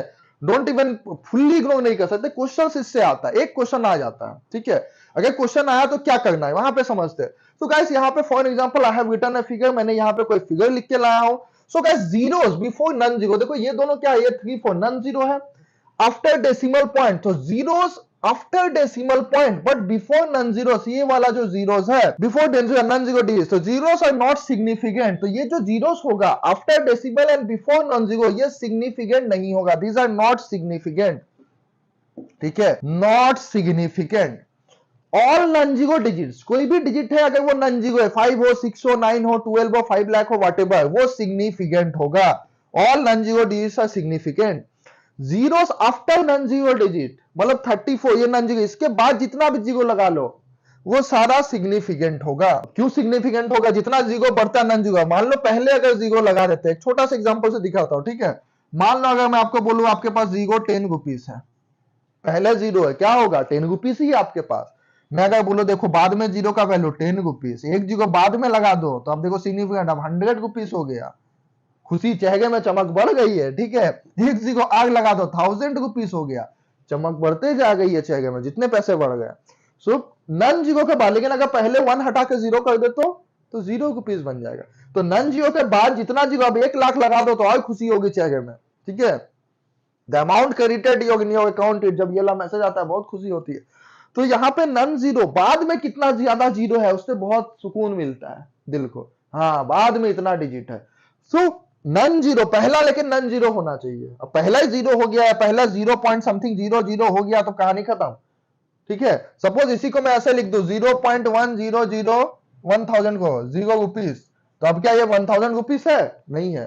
तो नन जीरो के बाद जो भी डिजिट होगा या जीरो इतना भी होगा वो सिग्निफिकेंट होगा, ठीक है। तो इसको प्रैक्टिस करना है गाइस, कुछ ज्यादा इंपॉर्टेंट नहीं है, कुछ ज्यादा टफ नहीं, एक बार प्रैक्टिस कर लेना है, इजी सा चीज है, ठीक है। यहां पे देख लेते हैं क्या किया, ऑल आर नन जीरो, ठीक है, ऑल आर नन जीरो। तो यहाँ पे कितना सिग्निफिकेंट फिगर्स है, 3 3 4 सिग्निफिकेंट फिगर्स है, 2 यहाँ पे 3 5 सिग्निफिकेंट फिगर्स है। यहाँ पे कितने सिग्निफिकेंस है देखो, 0, यहाँ पे सिग्निफिकेंस यहाँ पे हो गया 3 पॉइंट। यहाँ पे देखो बीच आगे भी नन जीरो है, यहाँ भी नन जीरो, तो ये 0 काउंट हो जाएगा, हो गया तुम्हारे पास 4। यहाँ भी सेम 1 2 3 4 सिग्निफिकेंस, इसको थोड़ा प्रैक्टिस करना है, ओके। और यहाँ पे क्या हो जाएगा, 0 पहले है तो यहाँ पे हो जाएगा पॉइंट के पहले 0 का कोई मतलब नहीं है। आपके अकाउंट में 0.1 रुपीस आया हो, 0.1000 आया तो आपको मतलब 0 आया, ठीक है, आपको खुशी नहीं होगा। लेकिन अगर आपके पास 1000.0 दिखे तो आपको बहुत खुशी होगा, ठीक है। तो ये हो गया यहाँ पे 3 नन डिजिट सिग्निफिकेंट फिगर्स, थोड़ा प्रैक्टिस करना। यहाँ पे देखो ये भी 0 है, ये भी 0, काउंट नहीं होगा। ये वाला सिग्निफिकेंट फिगर कितना 2, ये दोनों 0 भी काउंट नहीं होगा क्योंकि यहाँ भी 0 यहाँ भी 0। सिग्निफिकेंट फिगर कितना 1, यहाँ पे देखो सारा 0 काउंट होगा, पॉइंट कर नन 0 के बाद का 0 काउंट हो जाएगा। सिग्निफिकेंट फिगर 4, यहाँ पे देखो काउंट हो जाएगा 3 5, यहाँ पे भी काउंट हो जाएगा 6 सिग्निफिकेंट फिगर्स, यहाँ पे 3 10 to the power -2 3 significant figure non zero, यहाँ पे 10 टू द पावर +4 ये भी हो गया 3 significant figures. So in this वे थोड़ा प्रैक्टिस कर लेना है, सिग्निफिकेंट फिगर्स का बहुत टफ नहीं है, इजी सा चीज है। एक क्वेश्चन आ जाता है बट इतना सिंपल नहीं आएगा, ऐसा नहीं बोला आपको, नहीं देगा डायरेक्ट 42.2 बताओ कितना सिग्निफिकेंट फिगर्स, ऐसे नहीं देगा, थोड़ा क्वेश्चन में फॉर्म करेगा। चलिए देखते हैं कैसे फॉर्म करेगा, वो इंपॉर्टेंट है। तो ये क्वेश्चन आया है नीट 2020 में, सॉरी चाय अटक गया था गले में, ठीक है। तो नीट 2020 का क्वेश्चन है, ये बहुत ज्यादा पुराना नहीं है, ताजा ताजा क्वेश्चन है, जस्ट 2-3 साल पहले का बात है। मतलब ऐसा टाइप का हलवा क्वेश्चन भी देगा है नीट, ठीक है। ताजा ताजा क्वेश्चन है, देखो सिग्निफिकेंट फिगर से क्वेश्चन, लेकिन इसको क्वेश्चन के फॉर्म में थोड़ा फॉर्म किया है। क्वेश्चन के अब देखो यहाँ पे कैसे सॉल्व करना है, बहुत इजी सा क्वेश्चन है। मतलब अगर कोई नीट एस्पिरेंट होगा जो सीरियसली नीट का प्रिपेयर कर रहा होगा, रात में सपना लेके सोता होगा, सुबह की स्टेथोस्कोप लेके रात में सोता होगा कि सुबह उठ के डॉक्टर बनेगा, ऐसा कोई स्टूडेंट होगा तो ये इस क्वेश्चन को देख के ही टिक करेगा। मतलब जो डेडिकेटली नीट का डेडिकेशन के साथ नीट का प्रिपरेशन कर रहा है, ऐसे स्टूडेंट को, ऐसा नहीं कि जो अभी भी स्टार्ट किया है और सपना देख रहा है कि एम्स में बैठ के पेशेंट्स को चेक कर रहे हैं, ठीक है। ऐसे हाथ पकड़े पेशेंट का, एक सुंदर सी लड़की है, उसका हाथ पकड़ा, अच्छा 104 फीवर है, ये लो पैरासीटामोल, ऐसा सपने देखने वाले लोग के लिए नहीं है ये क्वेश्चन। हाँ, जो डेडिकेशन के साथ प्रिपेयर कर रहा है नीट का, वो ऐसे क्वेश्चन को देख के आंसर देगा, ठीक है। देखते हैं क्या करना है। Taking into account of the significant figures को यहाँ पे कंसिडर करना है, ठीक है। व्हाट इज द वैल्यू, अब देखो माइनस करने दिया है, ये माइनस प्लस हम लोग शायद 3412 में सीख लेते हैं, ठीक है। बट यहाँ पे सिग्निफिकेंट फिगर्स को, so guys if you minus 9.99 को माइनस करना है 0.0099 से, तो ये कितना आएगा, यहाँ पे एक जीरो उधार लेना पड़ेगा, एक जीरो उधार लूंगा तो यहाँ पे आ जाएगा 1, यहाँ पे चला गया 9, तो उधार लिया था तो ये बन गया था 9, 9 में 9 गया, आ गया 0, यहाँ 9 में ये उससे उधार लिया था तो ये बन गया था 8, तो ये हो गया 8, और ये तो उधार नहीं दिया तो ये हो गया 9, यहाँ पे 9, 9.9801 आंसर आ गया है, ठीक है। सो जो बहुत ओवर स्मार्ट स्टूडेंट होगा वो तो माइनस कर लेगा फटाक से, उसको तो 4-5 का याद है, वो 10 सेकंड लगेगा, वो माइनस करके वो क्या करेगा, इसको टिक कर देगा। ओ हो, अगर ऑप्शन देखो, ऑप्शन नीट क्या करता है पता है, जो गलत ऑप्शन होता है ना उसको भी नीट डाल देता है कि स्टूडेंट प्रेशर का सिचुएशन है, स्टूडेंट प्रेशर में मिस्टेक करेगा और मिस्टेक के टाइम उससे जो आंसर निकलेगा उसको लगेगा कि यही सही है। अब इतना प्रेशर है, नीट का एग्जाम देगा, वो इतना मेहनत से एक आंसर निकाला, वो आंसर फॉर्चुनेटली ऑप्शन में है, तो उसको कभी माइंड में आएगा नहीं कि आई एम रॉन्ग, मैं गलत सॉल्व किया, ठीक है। वो देखा गया ये आंसर आ गया, ये तो मैच कर गया, मतलब मेरे से अच्छा तो कोई है ही नहीं, I am the future doctor, ये इसको टिक करके निकल जाएगा, बहुत बढ़िया। लेकिन क्या बोला है, taking into account of the significant figures बोला, अगर ये नहीं बोलता तो ये आंसर होता, लेकिन सिग्निफिकेंट फिगर बोल दिया है भैया। तो सिग्निफिकेंट फिगर देखेंगे दोनों में कितना सिग्निफिकेंट फिगर है। सो गाइस पॉइंट के पहले इसमें एक सिग्निफिकेंट फिगर है, एक सिग्निफिकेंट, एक इसमें पॉइंट के पहले बात करते हैं। सो यहाँ पे जो इसका जो आंसर होगा आफ्टर सब्सट्रैक्शन करने के बाद, पॉइंट के पहले भी एक होना चाहिए। अब पॉइंट के बाद इसमें 2 सिग्निफिकेंट फिगर है, और पॉइंट के बाद यहाँ पे ये जीरो देखो काउंट नहीं होगा, पॉइंट के बाद यहाँ भी देखो 2 सिग्निफिकेंट फिगर है, ओके। सो मतलब इसका पॉइंट के बाद इसमें भी 2 सिग्निफिकेंट फिगर, इसमें भी 2 सिग्निफिकेंट फिगर, मतलब यहाँ पे जो आंसर होगा उसमें पॉइंट के बाद 2 सिग्निफिकेंट फिगर ही हम लोग लेंगे, ये 1 ये 2, तो ये बाकी का 2 मेरे काम का नहीं है। तो right answer should B guys 9.98, पहला ऑप्शन सही होगा ये, this is not right. Clear, ऐसे फंसाता है नीट, ठीक है। हलवा क्वेश्चन दिया है रगली, हाँ जिसको सिग्निफिकेंट फिगर एक बार भी पढ़ा होगा जिंदगी में, आइडिया होगा थोड़ा भी, या क्रैश कोर्स में या कभी रिवाइज करके चला गया होगा, कुछ क्वेश्चंस बना लिया होगा, मॉक टेस्ट में भी मिल जाते हैं एक आध क्वेश्चन सिग्निफिकेंट फिगर्स का, तो बनाने के बाद उसको समझ में आ जाएगा कि हाँ इसका आंसर ये नहीं, ये भी नहीं। ये देखो सिग्निफिकेंट फिगर यहाँ पे 3 देगा, यहाँ पे 4 है, यहाँ पे 2 है, यहाँ पे 1 सिग्निफिकेंट फिगर है, ओके। तो आंसर क्या होगा, जिसमें सिग्निफिकेंट 2 है आफ्टर पॉइंट है, पॉइंट के पहले 1, पॉइंट के बाद 2, तो पॉइंट के पहले तो सब में 1 है, पॉइंट के बाद 2 3, 1 2 3 4, लेकिन according to significant figure concept से क्या है, इसमें भी 2 सिग्निफिकेंट फिगर पॉइंट के बाद, इसमें भी 2, तो जिस दोनों का जो सबसेक्शन होगा उसमें भी सिग्निफिकेंट फिगर पॉइंट के बाद 2 ही होना चाहिए, 4-5 नहीं होगा। तो मतलब ये 2 को कंसीडर करेंगे, तो राइट आंसर होगा 9.98, काम खत्म, कहानी खत्म। चलो आगे बढ़ते हैं, लेट्स मूव। चलती का नाम गाड़ी, accuracy and precision guys, accuracy and precision very important, यहां से 1-2 क्वेश्चन आता ही आता है, आ जाता है, ठीक है। यहाँ पे वर्नियर कैलिपर वाला क्वेश्चन आता है, एरर कैलकुलेशन आता है, कोई स्टूडेंट मेजर कर रहा है, इसमें इतना मिस्टेक कर दिया, लेंथ इतना मेजर कर दिया, तो ब्रेथ इतना मेजर कर दिया, तो वॉल्यूम एक क्वेश्चन हम लोग आज भी ऐसा करेंगे। पहले समझ लेते हैं एक्यूरेसी एंड प्रिसीजन क्या। जैसे यहाँ पे गाइस लो एक्यूरेसी लो प्रिसीजन, एक्यूरेसी मतलब दिस इज टारगेट, यहां मारना था बट एक यहां मारा, एक यहां, एक यहां, एक यहां, तो ना तो एक्यूरेसी है ना प्रिसीजन है। यहाँ पे देखते हैं लो एक्यूरेसी हाई प्रिसिजन का मतलब क्या होता है। एक्यूरेसी यहाँ पे देखो लो है, मारना था यहाँ लेकिन मार गया सब कुछ ही यहाँ पे, लेकिन उसका प्रिसिजन हाई है, एक जगह पे ही मार गया।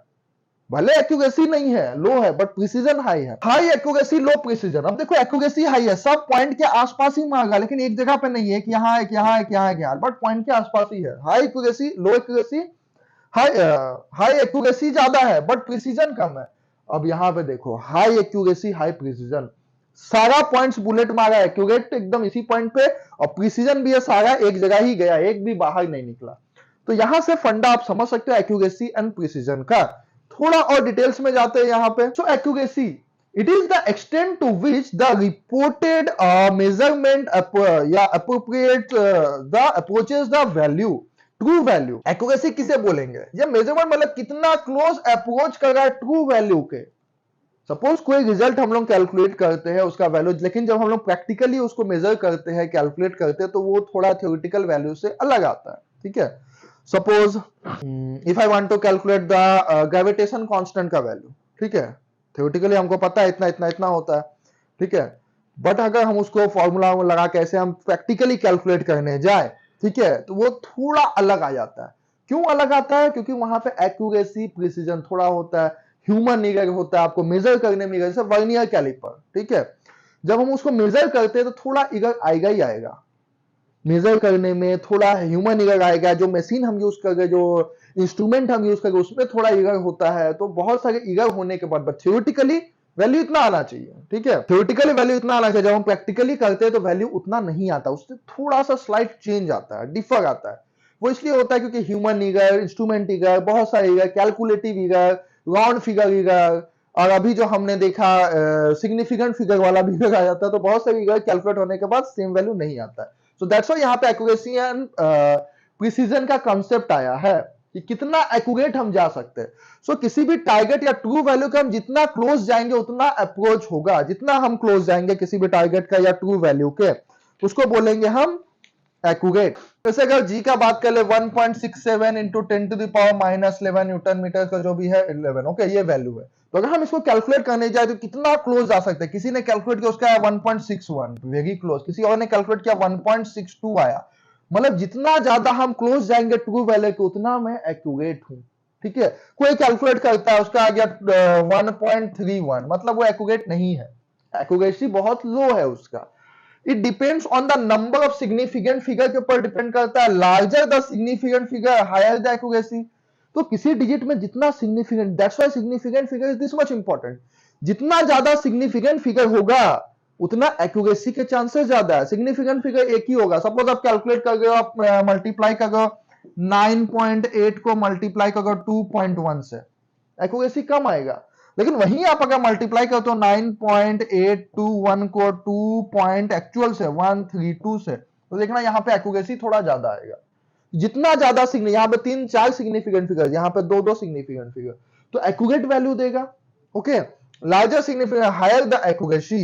Accuracy decreases due to error. Accuracy क्यों डिक्रीज होता है? Due to error. कुछ ईगर होता है, ह्यूमन ईगर्स भी होता है, मेथड ईगर, आप जो मेथड यूज कर गए, जो कैलकुलेशन यूज कर, उसमें कुछ ईगर हो सकता है, उसमें थोड़ा कैलकुलेटिव ईगर आ सकता है। आपने सही कैलकुलेट किया जैसे हम लोग फिजिक्स का न्यूमेरिकल बनाते हैं, जब हम दो चीज को मल्टीप्लाई करते हैं, हम दो डिजिट्स लेते हैं, 3 लेंगे तो और एक्यूरेट वैल्यू आएगा, 5 लेंगे तो और एक्यूरेट आएगा, उतना जरूरत नहीं पड़ता, हमको अल्टीमेट आंसर टिक करना। सो वहां पे हम लोग कभी कभी 2 डिजिट लेकर कर देते हैं, 3 लेके करेंगे तो थोड़ा वैल्यू स्लाइड चेंज आता है, 5 डिजिट लेके करेंगे पॉइंट के बाद तो थोड़ा स्लाइड चेंज आएगा। सो यहाँ पे इंस्ट्रूमेंट होता है, जो इंस्ट्रूमेंट हम यूज कर रहे हैं, वैसे हम वर्नियर कैलिपर या वेट मेजर करने के लिए weight balance, spring balance use कर रहे हैं, मास मेजर करने के लिए हम कॉमन बैलेंस यूज कर रहे हैं, वो भी एकदम एक्यूरेट नहीं होता है ना। फिर बहुत जगह पे डिफरेंट डिफरेंट होता है। सपोज मैं वेट अभी गुवाहाटी पे मेजर करो इतना होगा, सपोज मैं चला जाता हूँ, कहाँ जाओ, स्विट्जरलैंड अंटार्कटिका चला गया, वहां पे वेट मेजर करूंगा, थोड़ा ज्यादा आएगा। सेम मशीन, ठीक है, या मशीन के भी है। आप एक काम करना, एक चीज आप ट्राई कर सकते हो, आप डॉक्टर के पास जाते हो, वेट मशीन आपने देखा होगा, एक बार इस मशीन में अपना वेट करना, एक बार एट द सेम टाइम, ठीक है, ऐसा नहीं कि खाने पीने के बाद इसमें वेट करना। सपोज आपका वेट यहाँ पे 50.7 दिखाएगा, सडनली आप दूसरे मशीन में चढ़ जाओ, आपका 50.2 दिखाएगा। दोनों मशीन अलग अलग है, ठीक है, होता है ये, एक्चुअली होता है ये। सब में आपका वेट थोड़ा थोड़ा अलग दिखाएगा, एकदम सेम हर जगह कहीं पे नहीं मिलेगा आपको, क्योंकि उस मशीन का थोड़ा एक्यूरेसी अलग है, एक अच्छे कंपनी का इसका थोड़ा एक्यूरेसी अलग है, कोई अच्छा खराब नहीं है, एक्यूरेसी सबका अलग अलग होता है। तो इंस्ट्रूमेंट इरर भी यहाँ पे होता है गाइस। एक्यूरेसी, प्रिसीजन की बात करते हैं, it is a degree of exactness of measurement. आपने कितना एग्जैक्ट मेजर किया है, ठीक है। सपोज मैं किसी स्टूडेंट को ये स्केल दे दूं, पेन मेजर दे दूं, कोई स्टूडेंट मेजर करेगा 10.7 सेंटीमीटर है, कोई मेजर कर सर 10.8 है, कोई बोलेगा सर 10.72 है, ठीक है, मिलीमीटर, ऐसा बोलेगा 7 सेंटीमीटर। सो आप कितना एक्यूरेट इसको मेजर करोगे, उसको बोलते हैं प्रिसीजन। कितना एक्यूरेट आप जाएगा, कितना क्लोज जाएगा। Not a result of human error, lack of और lack a calibration, limitation of measuring instrument. Measuring instrument का लिमिटेशन है कुछ, जैसे वर्नियर कैलिपर, स्केल, हमारे पास जो स्केल है उसका भी कुछ लिमिटेशन है, उससे ज्यादा एक्यूरेट वो मेजर कर ही नहीं सकता। हमारे पास जो वेट है उसका मशीन है, वेइंग मशीन है, उसका भी कुछ इगर है, उससे ज्यादा एक्यूरेट वो मेजर। सपोज हमारा वेट किसमें मेजर करता है, suppose my weight is 50.57 kg, ठीक है, तो वहां पे क्या दिखाएगा 50 मास, सॉरी मास बोलना पड़ेगा, फिजिक्स के क्लास है तो 50.57 kg। तो 50.57 से भी ज्यादा 573129 हो सकता था, बट वो कितना मेजर करेगा 57, क्योंकि उससे ज्यादा एक्यूरेट वो मेजर नहीं कर सकता। वो वेट के 10th पार्ट तक ही मेजर कर सकता है। अब उससे कोई हाई प्रिसीजन बना दिया, वो वेट के 1000 पार्ट तक मेजर कर सकते हैं, 1 किलोग्राम का 1000, 1 ग्राम का 1000 पार्ट तक, 2 ग्राम 1 ग्राम का 10,000 पार्ट तक। तो वो एक्यूरेसी डिपेंड करता है, इसको बोलते हैं प्रिसीजन। ओके, तो इसको समझने के लिए एक क्वेश्चन करते हैं, last but not the least.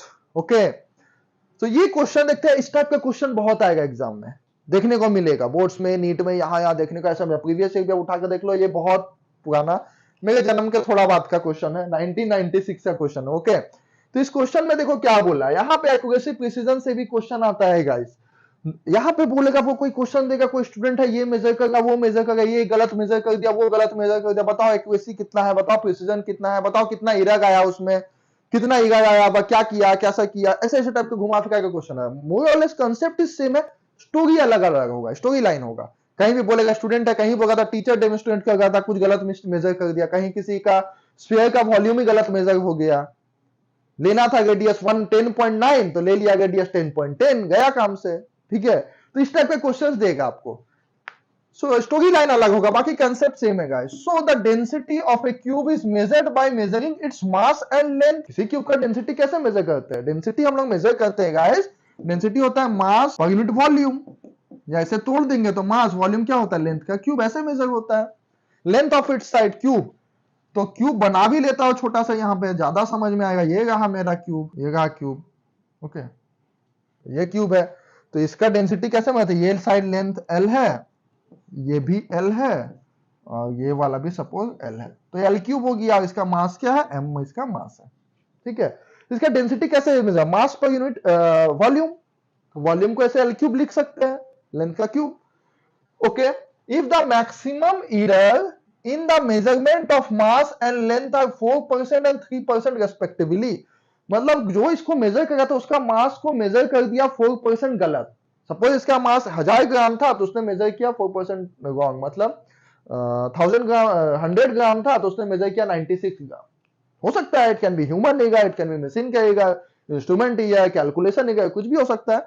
Suppose का मास 100 ग्राम था, उसने मेजर किया 96, 4% ईगर, और 96 भी हो सकता है या 104, प्लस माइनस दोनों पॉसिबल है, यहां पे बोला नहीं है प्लस माइनस, ठीक है। एंड जो इसका लेंथ था वो 3% कम ज्यादा मेजर हुआ, या तो इसका लेंथ 10 सेंटीमीटर था तो उसने 7 मेजर किया, 3% कम, या तो 10 था तो उसने 13 मेजर किया, कम ज्यादा, क्योंकि होता है थोड़ा बहुत ही। तो जो भी है 10 से 3% 13 है, सॉरी 3, सो अगर 10 सेंटीमीटर लेंथ था तो 0.3 mm कम मेजर किया, 3 mm कम मेजर किया। अगर या 10 सेंटीमीटर था तो हो सकता है 3 mm ज्यादा में 10.3 कर दिया, या 9.7 मेजर किया, ऐसा हो सकता है ना, छोटा सा ईगर 10 सेंटीमीटर का, कोई मेजर किया सर 9.7 आ गया, कोई मेजर किया सर 10.3 आ गया, तो 3% कम ज्यादा हो सकता है, okay, respectively. So the maximum eager in the measurement of the density will be, तो डेंसिटी जो इसका मेजर किया, अभी जो इसका डेंसिटी है इतना आ गया m/l क्यूब, लेकिन अभी क्या हुआ, मास को मेजर किया 4% रॉन्ग, ओके, और लेंथ को मेजर किया 3% रॉन्ग, तो अब जो डेंसिटी आएगा वो भी रॉन्ग आएगा, थोड़ा गलत आएगा। डेंसिटी आप कैलकुलेट करेंगे, 3% मास बढ़ गया, लेंथ 3% बढ़ गया, तो व्हाटएवर, सो इधर क्या आया वो भी आया टोटल डेंसिटी में, तो कितना गलत आया वो निकालना होता है, कितना गलत आया। इसके लिए गाइस करना क्या होता है, यहाँ पे देखो सिंपल टेक्निक फॉलो करना होता है। Rho is equal to M by L cube लिख लेते हैं, ठीक है, जो फॉर्मूला होता है जिसके टर्म्स में बोला जाता है log, taking log on both side. करना क्या होता है वो देख लो। और यहाँ पे लॉग वर्क तो मैं बता रहा हूं, लेकिन जो स्टूडेंट अच्छे से प्रैक्टिस करते हैं वो लॉग वर्क नहीं लगाते, उनको डायरेक्ट पता है क्या करना होता है, तो डायरेक्ट फॉर्मूले में आके लगा देते हैं। फिर मैं बता देगा taking log of both side, तो यहाँ पे आ जाएगा log density rho is equal to log. अब लॉग का प्रॉपर्टी तो बचपन में क्लास 10-11 से पता होता है सबको, एल क्यूब। यहाँ पे आ गया log rho equals to log M minus 3, ऐसे मैं लिख सकता हूं। नाउ एक काम और करते हैं, डिफरेंशिएटिंग बोथ साइड। थोड़ा स्पेस का अभाव है, ठीक है, स्पेस की कमी है, डिफरेंशिएटिंग बोथ साइड। थोड़ा कंजूसी की गई है पेज में, बट नथिंग टू वरी, काम हो जाएगा। डिफरेंशिएट कर देंगे तो यहाँ पे हमको क्या मिलेगा, इसे रो यहाँ पे लॉग है, सो डेल्टा रो बाय रो चेंज देखेंगे, यहाँ पे डेल्टा रो बाय रो आ जाएगा, यहाँ पे आ जाएगा delta M by M minus 3 delta L by L. इसको थोड़ा और मॉडिफाई करते हैं, परसेंटेज के टर्म में लेके आते हैं, delta rho bye rho into 100%। Percentage change पूछा है मेजरमेंट में, देखो आंसर भी ऑप्शन भी से परसेंटेज में है।